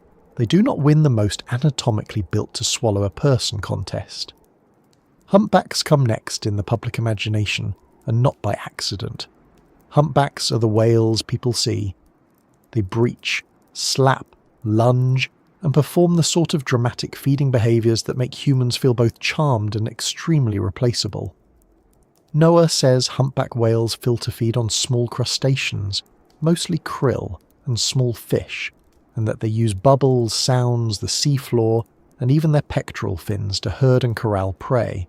Stelwagen Bank National Marine Sanctuary describes humpback feeding as a surfacing gulp, in which the throat pleat expands greatly, and the whale gradually forces out excess water, while keeping fish tucked behind the baleen.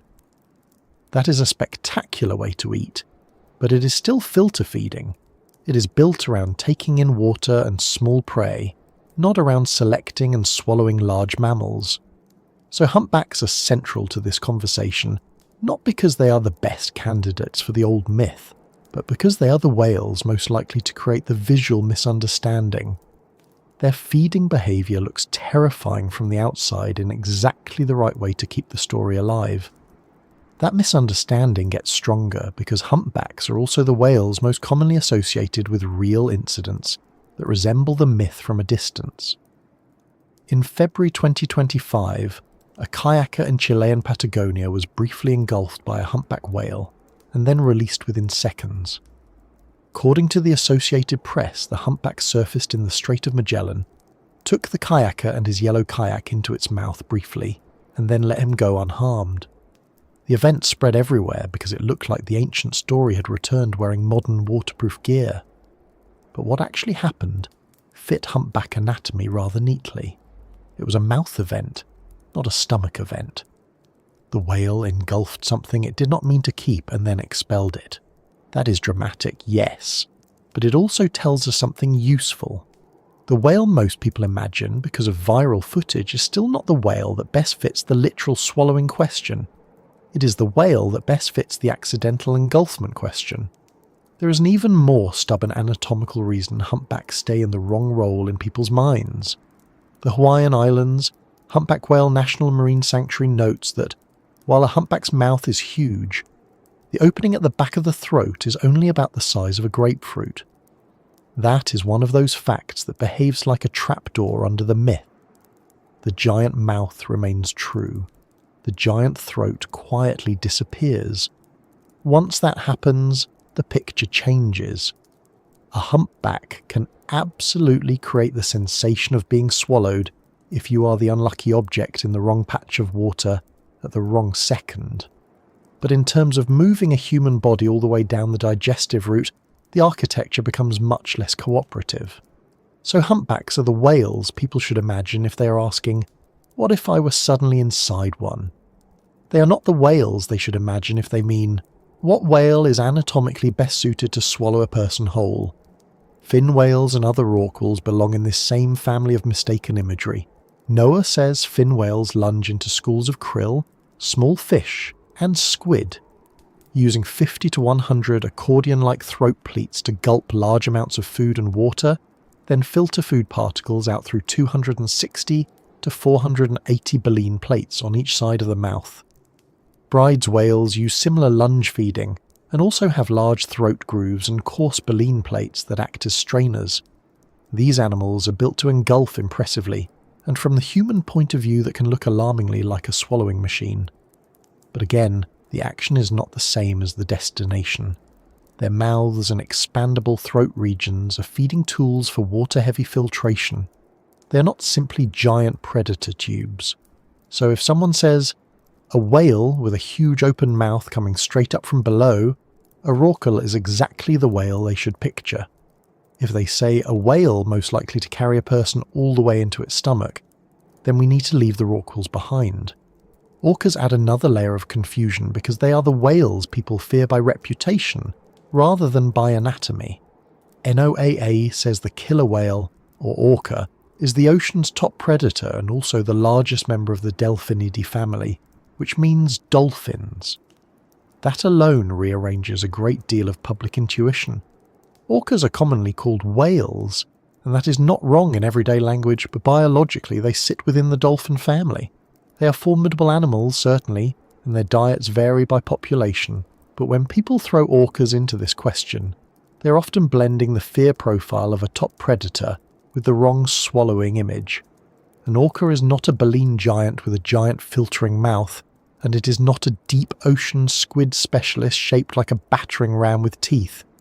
It is its own kind of problem entirely, so orcas loom very large in the imagination, but they are not the species that most cleanly answers the old swallowed by a whale question either.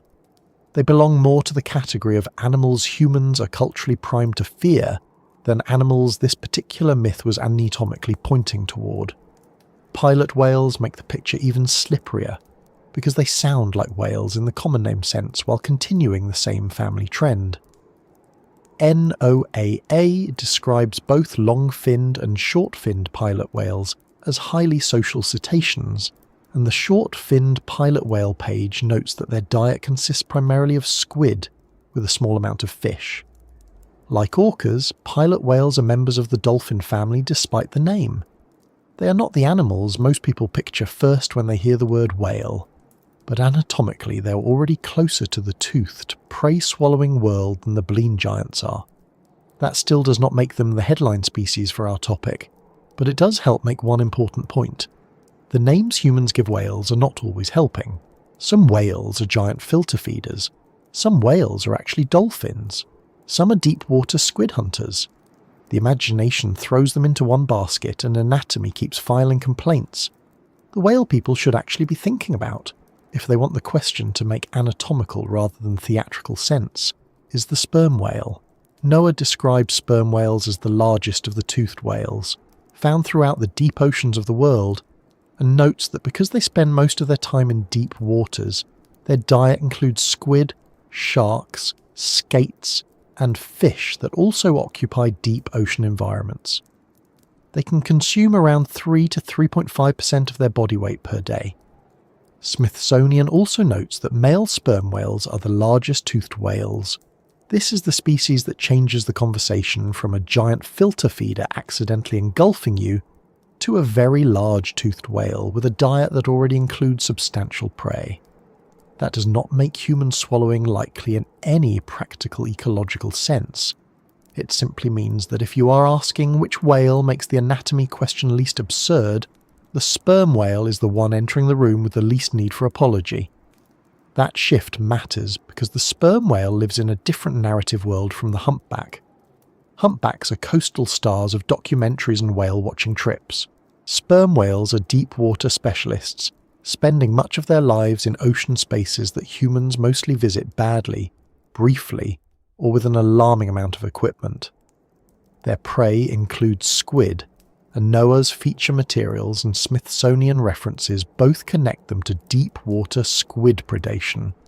Scientists have found giant squid remains in sperm whale stomachs, which is perhaps the most marine sentence ever written with a straight face. So when older stories or people's instincts reach for a whale that could genuinely swallow a large animal, they're getting warmer when they drift towards sperm whales, not because sperm whales are lying in wait for humans, but because their body plan and prey ecology belong to a swallowing world rather than a filtering one. And yet, here is where the ecological reality leans in and gently ruins the excitement. The whales that make the anatomy question more plausible are often the whales humans are less likely to encounter in the dramatic face-to-face way imagination prefers. NOAA notes that sperm whales spend most of their time in deep waters. That means they are not generally the whales appearing beneath a tourist kayak in a bay and briefly turning the internet into a chorus of horrified fascination. The whales people actually meet at the surface in memorable, filmed, wave-splashed incidents are more often baleen whales such as humpbacks, so the whales most people imagine are the whales they are most likely to see, while the whales they should imagine for anatomical plausibility are the ones they are much less likely to meet in the first place. Public imagination and biological fit, as usual, are passing one another in opposite directions. That is why this whole subject keeps splitting in two. There is the whale of visual fear, and there is the whale of literal mechanics. The visual fear whale is usually a humpback or blue whale. Massive mouth, lunge feeding, water exploding upward, everyone nearby suddenly rethinking their hobbies. The literal mechanics whale is usually a sperm whale, toothed, deep-diving, squid-eating, and not built around baleen filtration. One gives you the image people remember, the other gives you the anatomy people actually mean. It is a little unfair, really. The whale with the best publicity is not the whale with the most relevant throat. But that is often how nature works when humans start editing it into stories. Even the blue whale, for all its grandeur, belongs firmly on the image side more than the mechanism side.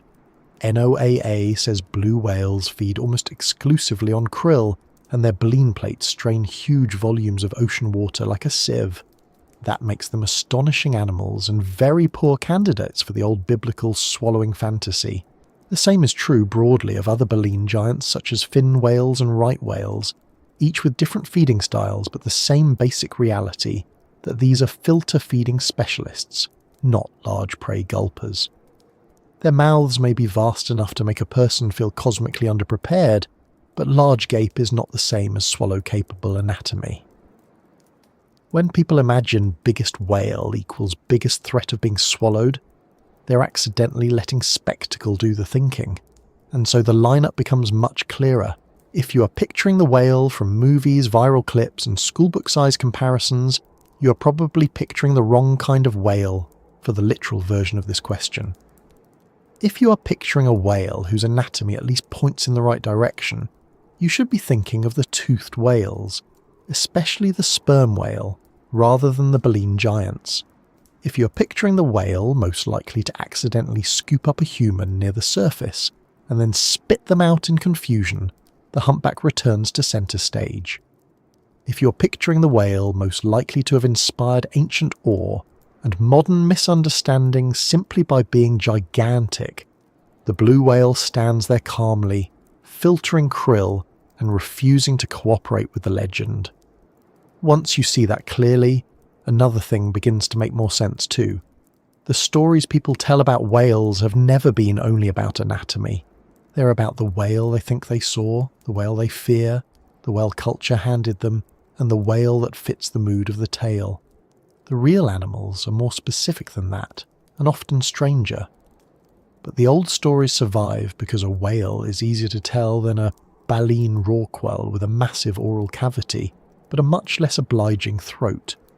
And because human beings have always preferred a creature large enough to stand in for the sea itself. Which is why, having sorted out the whales people usually imagine from the whales they should, we are now very close to the part where biology gives way to legend, and legend borrows biology back just enough to keep sounding believable. By the time a question reaches the level of legend, it has usually stopped being just a question. It has become a container. People pour fear into it, wonder into it, morality into it, and all the things they cannot quite pin down about the world into it as well. And very few images have served that purpose as reliably as the image of a human being swallowed by something enormous and alive. It is direct. It is memorable. It does not need much explanation. One moment you are in the ordinary world.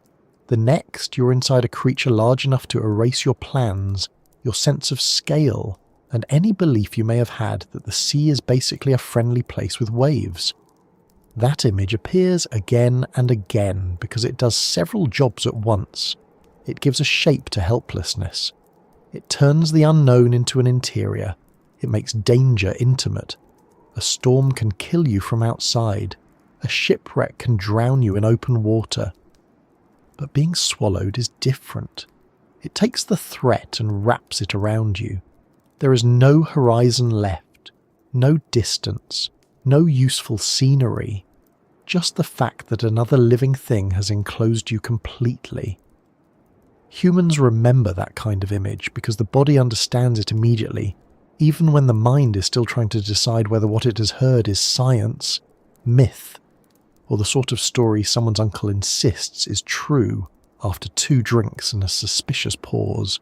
The most famous version, of course, is Jonah, and Jonah matters here not just because people know the story, but because the story has shaped the way many people picture this whole subject before biology ever gets a chance to say a word.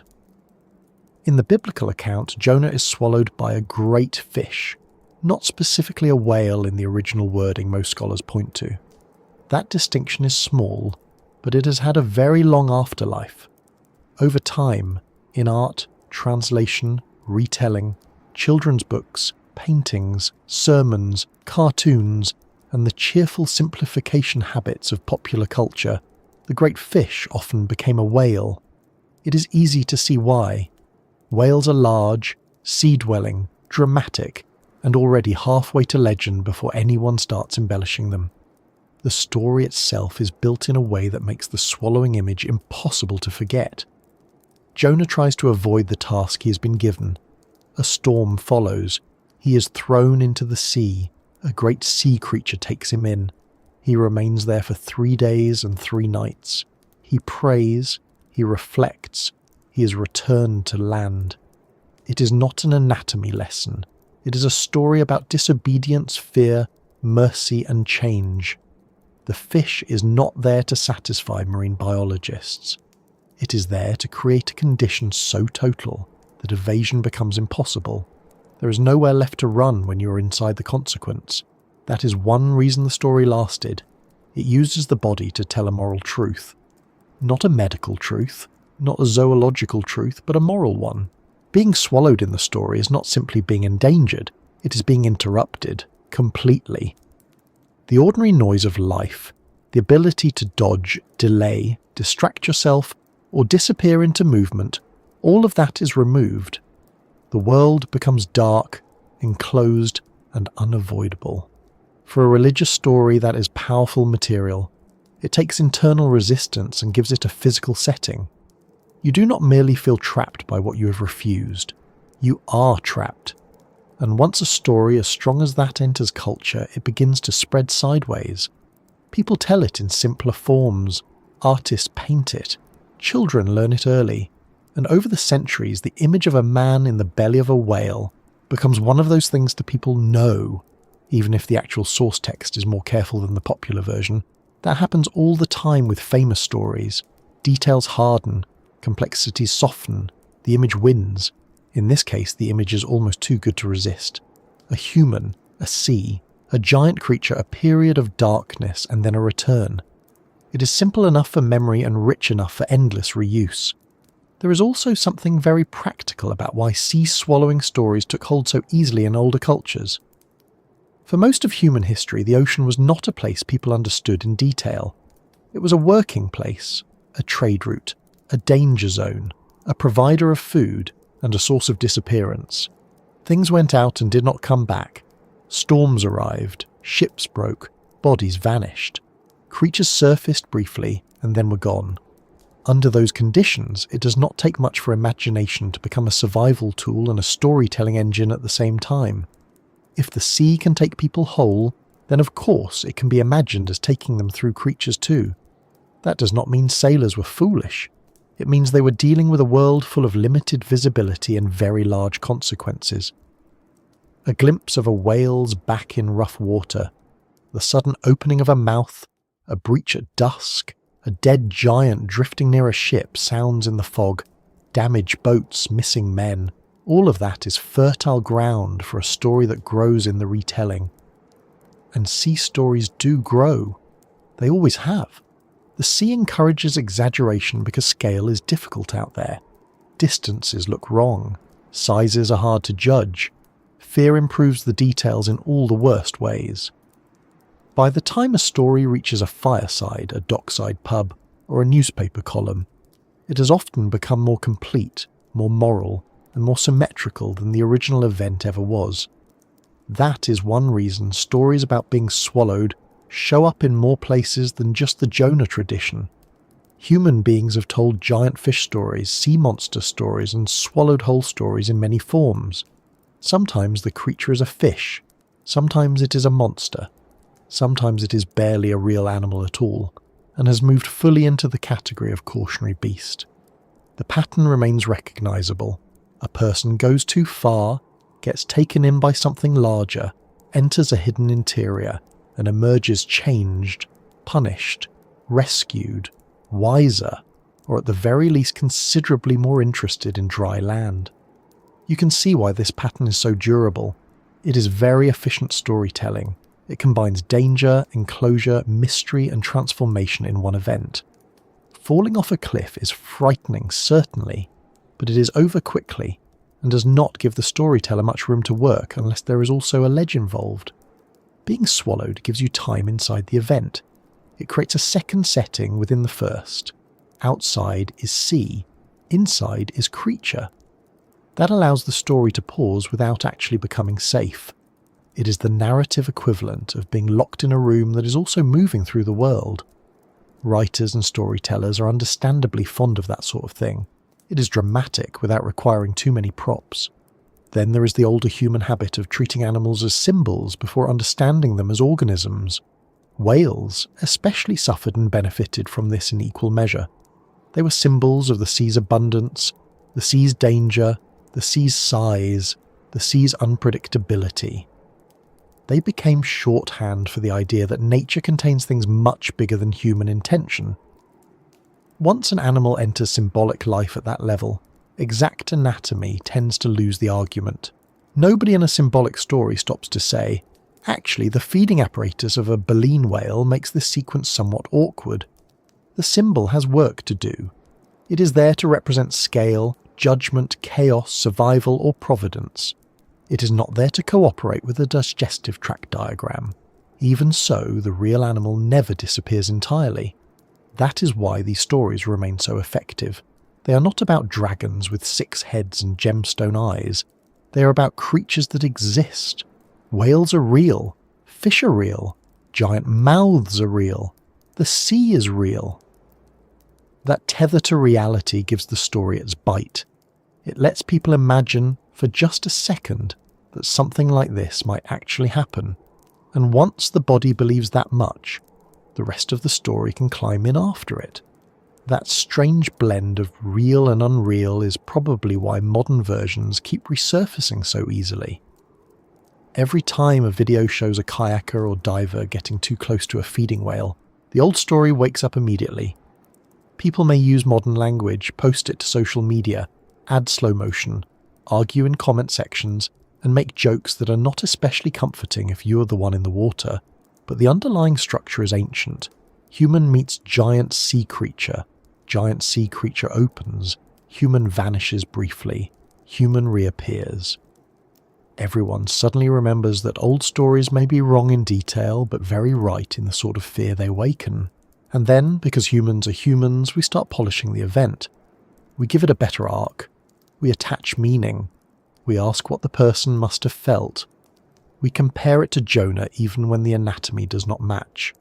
We say swallowed when engulfed and expelled is more accurate because swallowed is the older, stronger word. It fits a familiar groove in the mind. Language does that constantly. It chooses the version that carries the most myth, not always the most biology. Children's stories did their part too. Once the image of being swallowed by a giant sea creature enters popular storytelling, it becomes too useful to leave alone.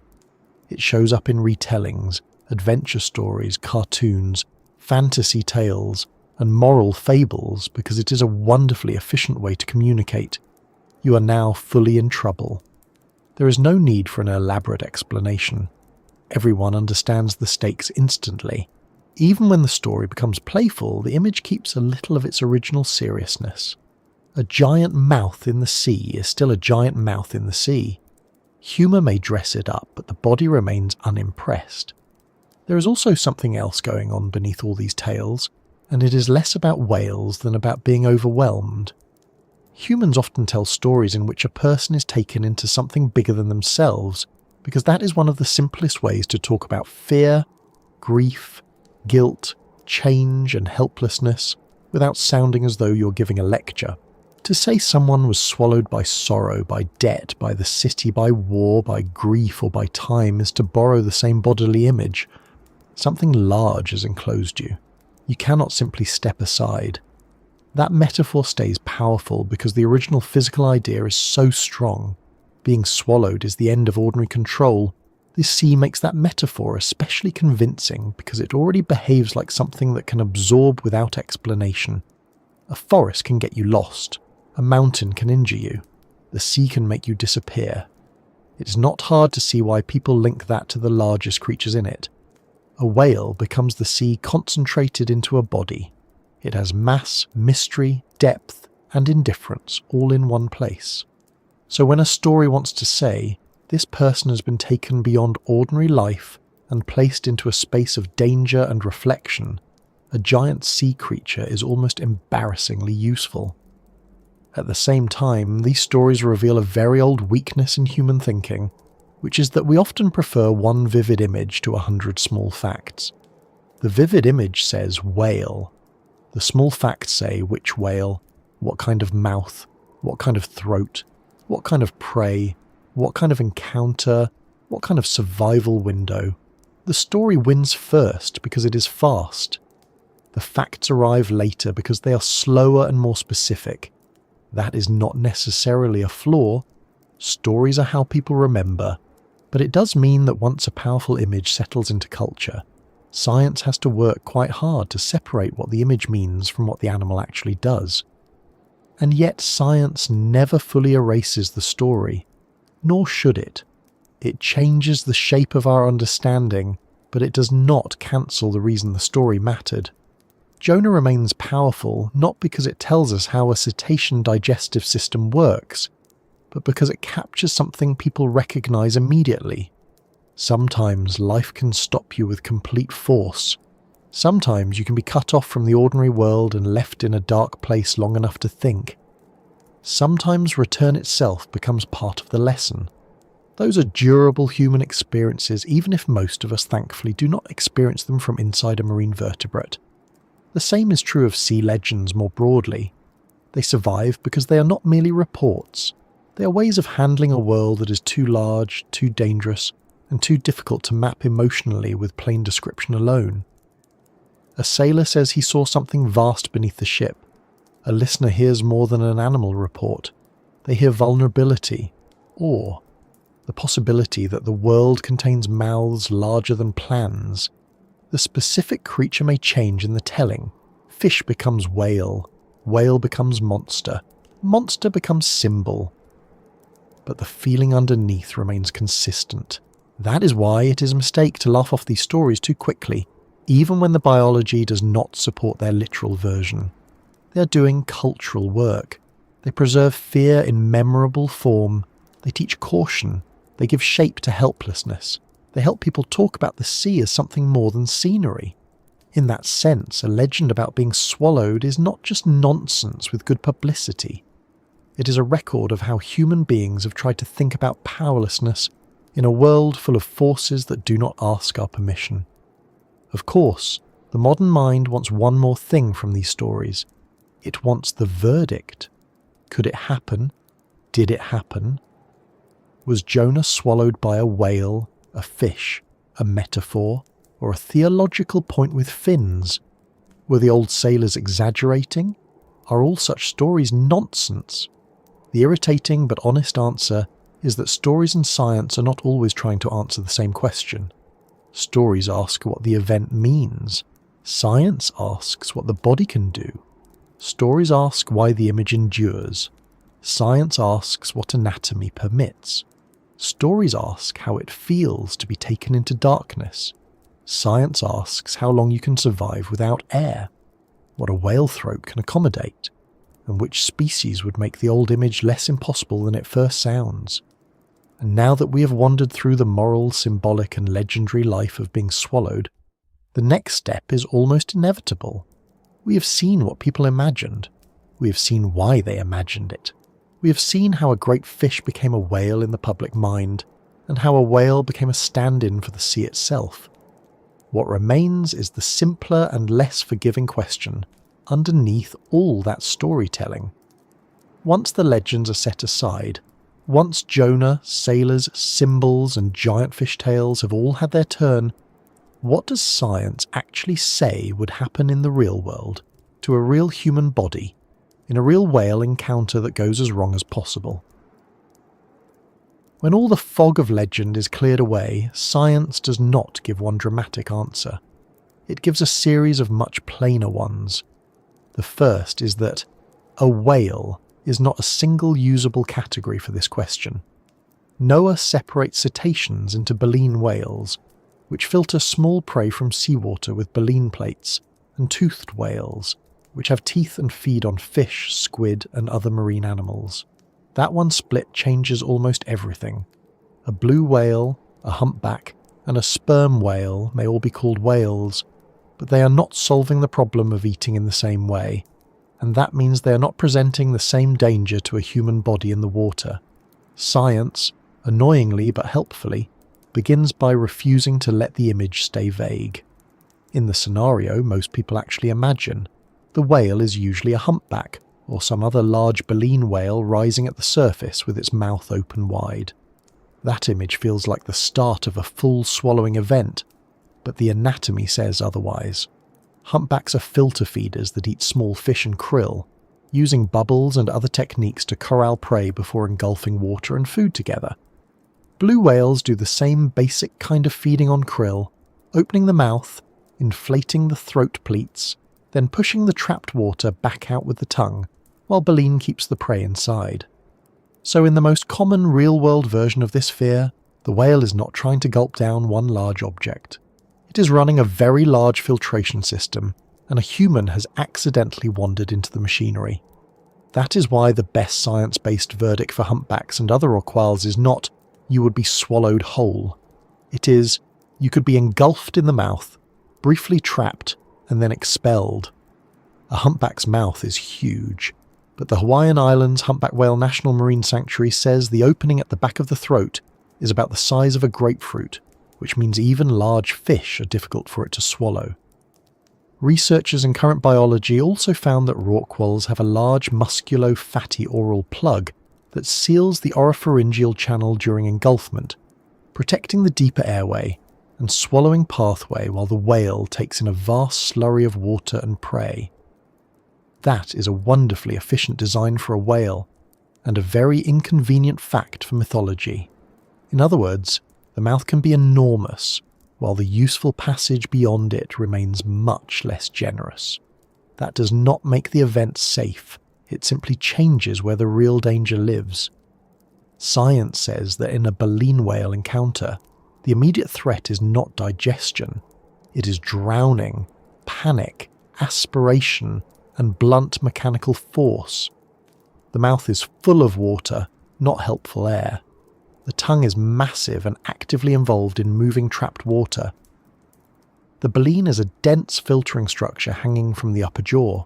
The entire oral cavity is part of a feeding event built for enormous hydrodynamic loads, not for accommodating an upright, confused land mammal hoping for a moment to think things through.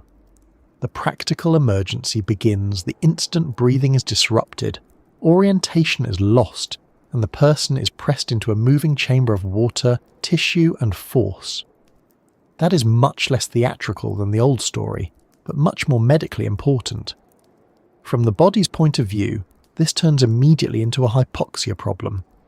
The American Heart Association's drowning update says cardiac arrest, following drowning, is generally the result of severe hypoxemia, and StatPearls notes that death from drowning primarily results from hypoxemia caused by water aspiration. If rescue does not occur, hypoxia can rapidly lead to loss of consciousness, apnea, and hypoxic cardiac arrest.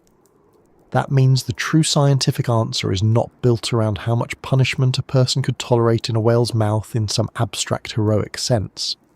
It is built around how quickly the airway is compromised, how much water is inhaled, and how fast oxygen delivery to the brain begins to fail. The body is not waiting politely for the stomach to become relevant. It is already sliding into the most urgent part of the crisis.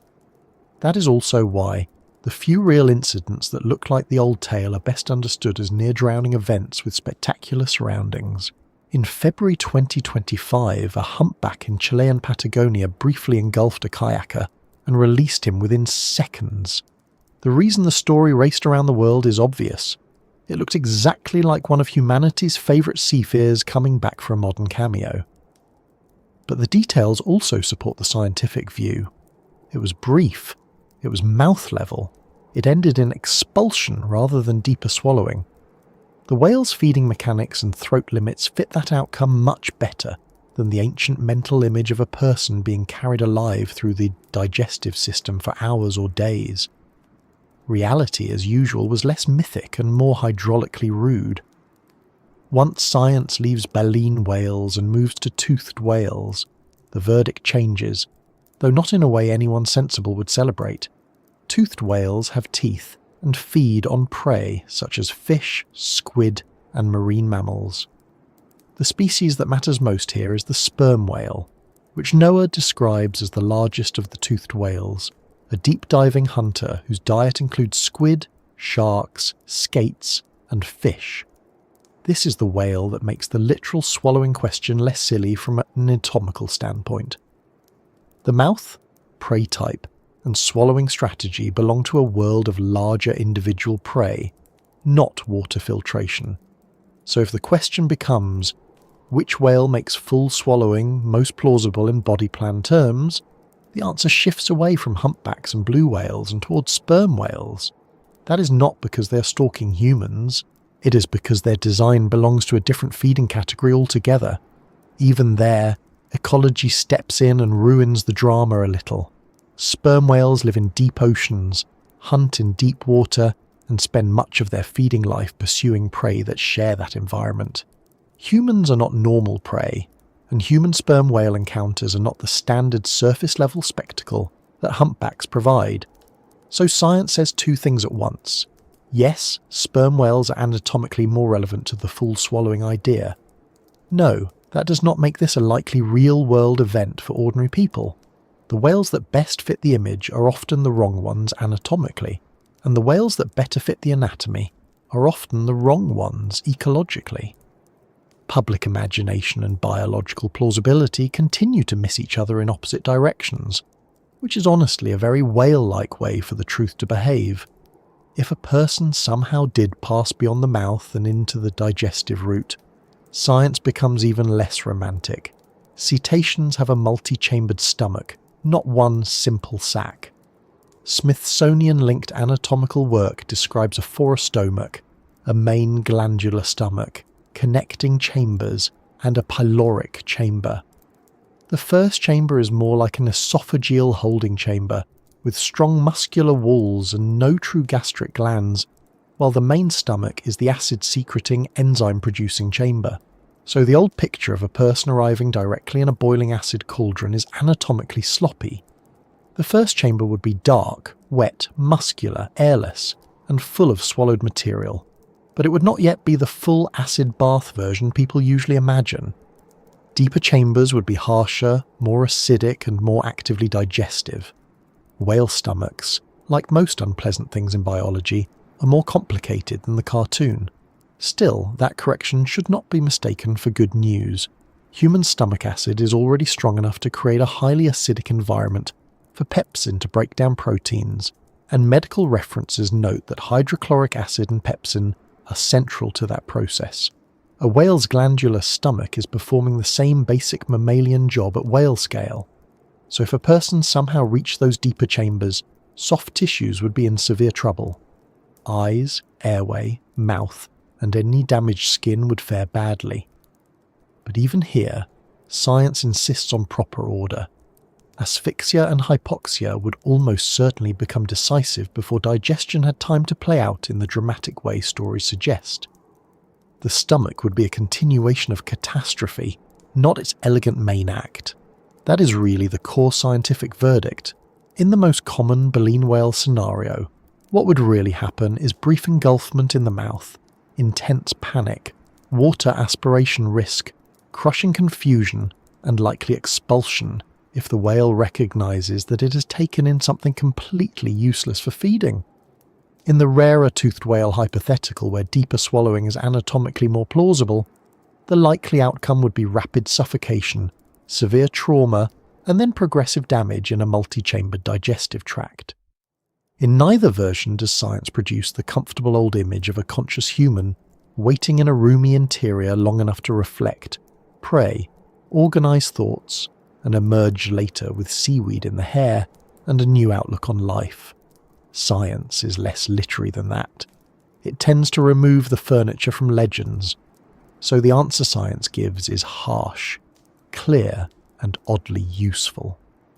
Most of the whales people picture could probably not swallow a human all the way down, but they could absolutely create a life-threatening engulfment event.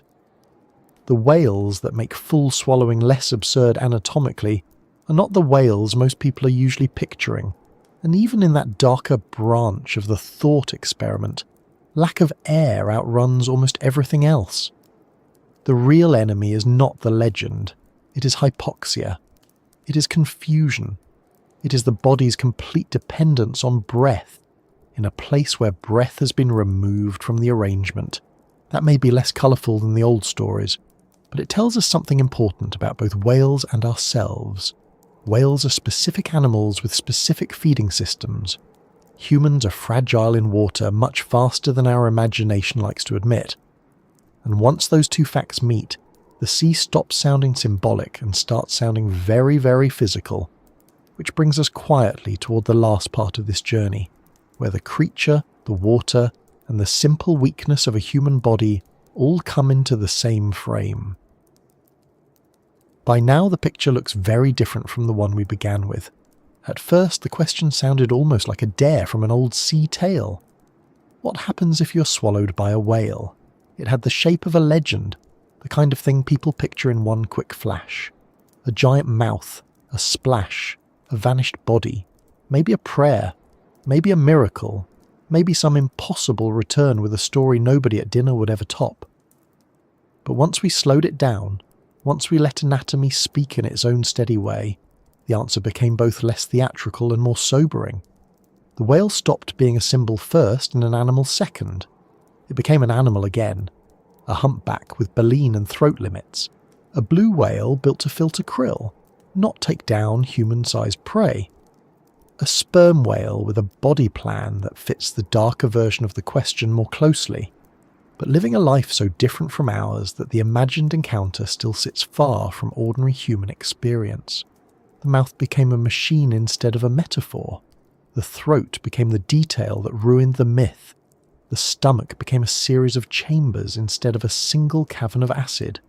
And the human body, perhaps most importantly, became what it always was in this story. Not heroic by default, not built for grand adventures in the sea, just very dependent on air, orientation, warmth, and time. That may be the clearest thing science gave us tonight. Not merely facts about whales, though those matter. Not merely corrections to old stories, though those matter too. It gave us a cleaner view of the human body under sudden stress. It reminded us how little margin there is between calm and crisis in water. A few breaths matter. A few seconds matter. The difference between being in open air and being in a wet, moving, enclosed space matters more than the imagination likes to admit. We spend much of life feeling fairly sturdy. We walk around upright, naming things, opening doors, carrying groceries, answering messages, making plans for next Tuesday as though the universe has quietly agreed to let us keep doing that. And on land, most of the time, that confidence works well enough. But the sea is very good at correcting confidence. It does not do this out of cruelty. That is worth saying plainly. The whale is not malicious. The water is not offended by your presence. The anatomy is not personal. Nothing in the entire scene is happening for your moral improvement, even if stories sometimes use it that way. The whale feeds because it is a whale. The sea moves because it is the sea. Your body panics because it is a body that needs oxygen and space. That is all. And yet that simple lack of intention can feel stranger than malice. It means there is no villain to argue with, no dramatic pause, no meaningful explanation offered by the dark, just conditions, pressure, water, motion, tissue, time. Perhaps that is one reason the image of being swallowed lasted so long in human thought. It takes the vastness of nature and reduces it to something immediate and bodily. It is one thing to say the ocean is dangerous. It is another to say it can close around you in the shape of a living creature. This second idea is much easier to feel. It is specific. It puts danger in a mouth and gives fear a set of jaws. That is how human beings often think. We make the large world manageable by giving it forms. A storm becomes temper. The sea becomes appetite. The whale becomes the beast. Then, once the shape is in place, the story can begin. But after all this, the beast looks a little different too. Less supernatural, less theatrical. In some ways, more impressive. A baleen whale feeding is not less astonishing because it is not literally trying to swallow sailors whole. If anything, it is more astonishing. Here is an animal so large that it can engulf a vast mass of water, sort food from sea with hanging plates of keratin, move that water with a tongue of absurd size, protect its airway with internal structures few people have ever heard of, and do all of this while moving through an environment in which we, with all our language and tools and self-importance, become confused almost immediately if things go slightly wrong. That is not a monster. That is a design so specialised it stops looking real for a moment. The toothed whales are no less striking. A sperm whale is not interesting because it helps old stories sound less silly. It is interesting because it dives where light thins out and pressure becomes serious, hunts prey we almost never see alive in their own world, and carries a body built for a life that still feels remote to us, even after centuries of naming and measuring. There is something humbling in that. The world still contains animals that do not fit comfortably inside the scale of our daily minds. We can describe them, yes. We can classify, film, tag, map, and model them. But even then, a certain kind of strangeness remains, and perhaps it should. The sea helps preserve that strangeness. Land is full of edges we know how to read. Paths, roads, walls, doors, fields, trees, rooftops, fences. The sea offers fewer clues and much larger consequences. Under the surface, distance becomes difficult, size becomes slippery, and motion starts lying to the eyes. A body can be near and seem far, or far and suddenly near. A dark shape below can remain a rumour until it isn't. A calm surface can conceal depth without effort. It is a place where mammals like us are visitors at best. Temporary ones, awkward ones, clever perhaps, but still poorly adapted to the basic terms and conditions. And that brings us back to fragility, which is not a cheerful word but an honest one. Fragility does not mean uselessness. It does not mean weakness in the insulting sense. It simply means that the human body has requirements, and those requirements are strict. Air at the right time, a clear airway, pressure within tolerable limits, some orientation, some ability to move, a little warmth, a little time. Remove enough of those at once, and the body begins to fail with upsetting speed. We do not like that fact. We prefer stories in which willpower expands to meet danger. Sometimes it does. Sometimes people survive astonishing things, and those stories deserve their place. But survival stories can also make us forget that the baseline truth is less glamorous. The body is resilient in some ways and alarmingly narrow in others. It can heal cuts, adapt to training, tolerate grief, carry children, cross continents, survive illness, and still be undone quickly by water in the lungs and a few lost minutes. There is no insult in that. It is simply the design we have. We are land mammals with some useful flexibility, not seals, not whales, not animals born into pressure and depth and long breath holds.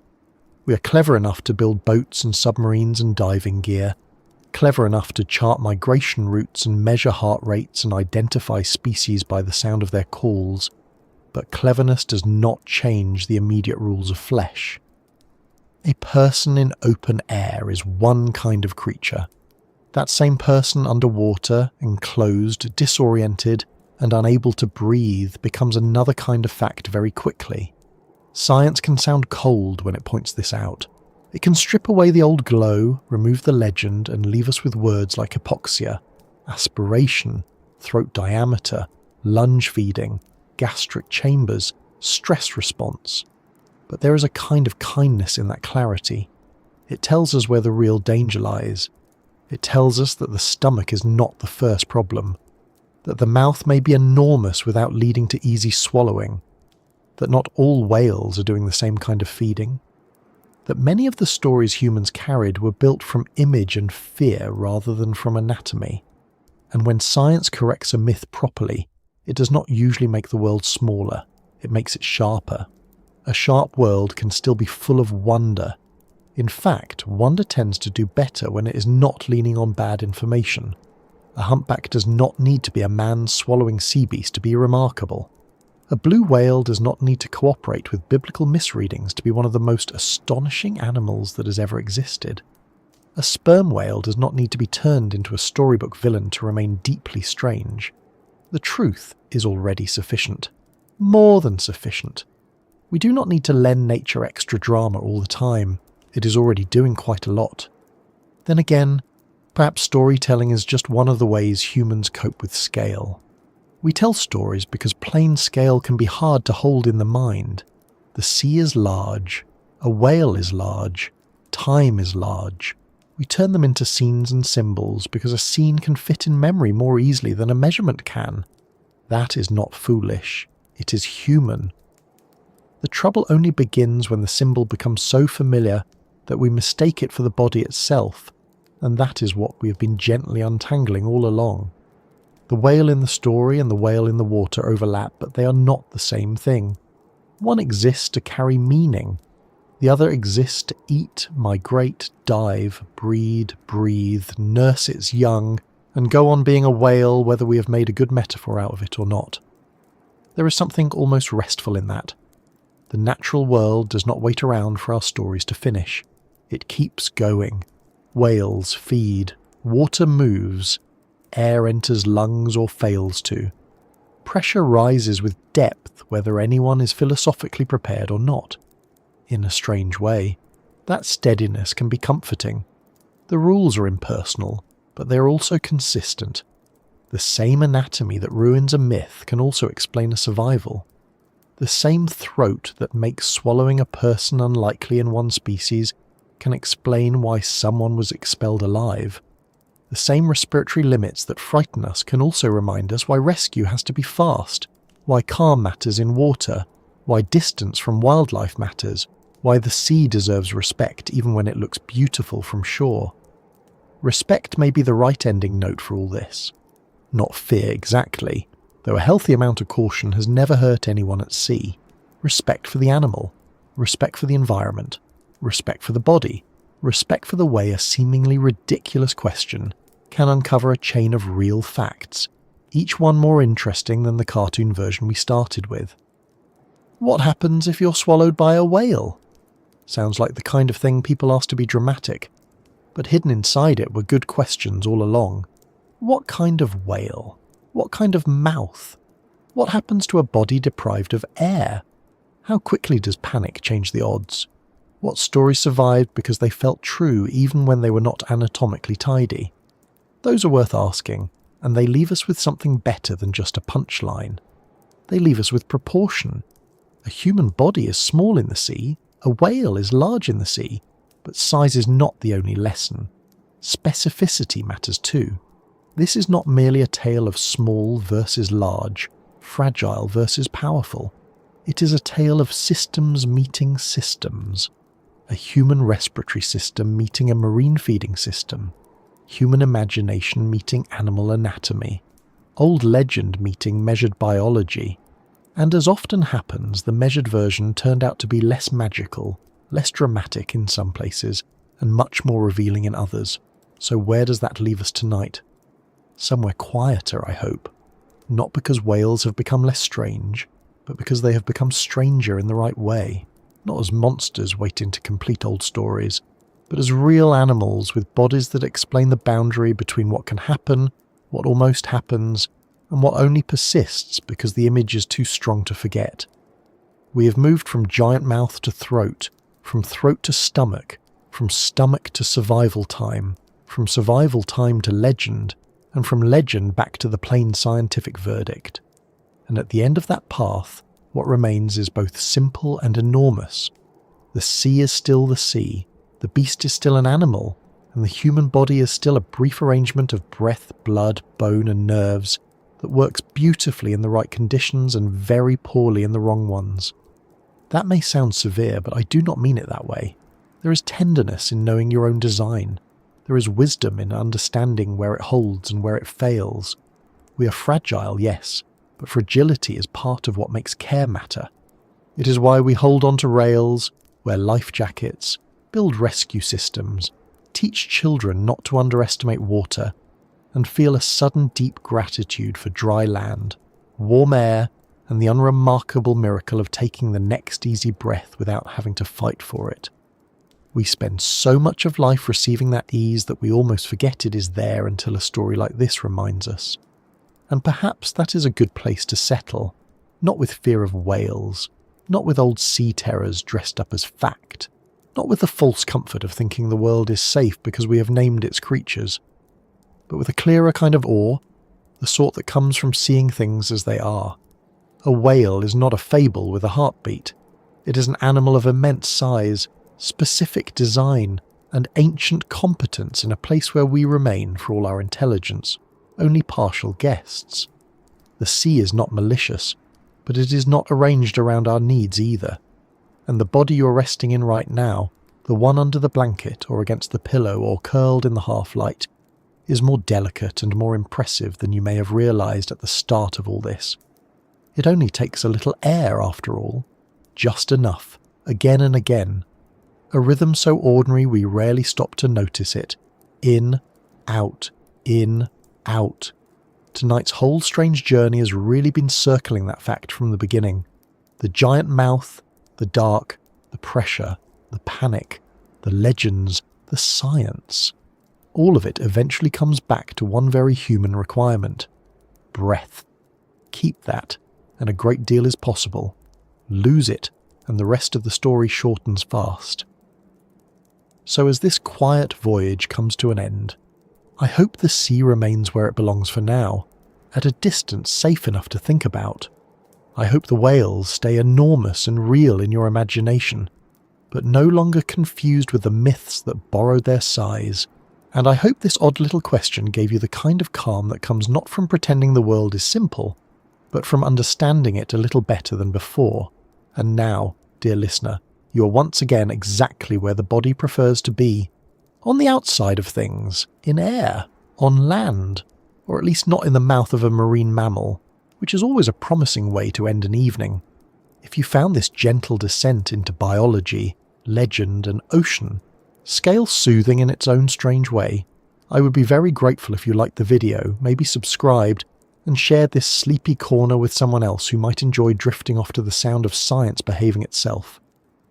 Wherever you are tonight, and whatever small room or quiet hour is holding you, I hope it feels a little steadier now. The sea can keep its size, the whales can keep their distance, and you can keep the next breath, and the next one after that, until thought loosens, the body softens, and sleep arrives in the old ordinary way, without darkness closing in, without pressure, without fear, just the calm return to rest that land animals like us were always hoping for. Sleep well, wherever you are,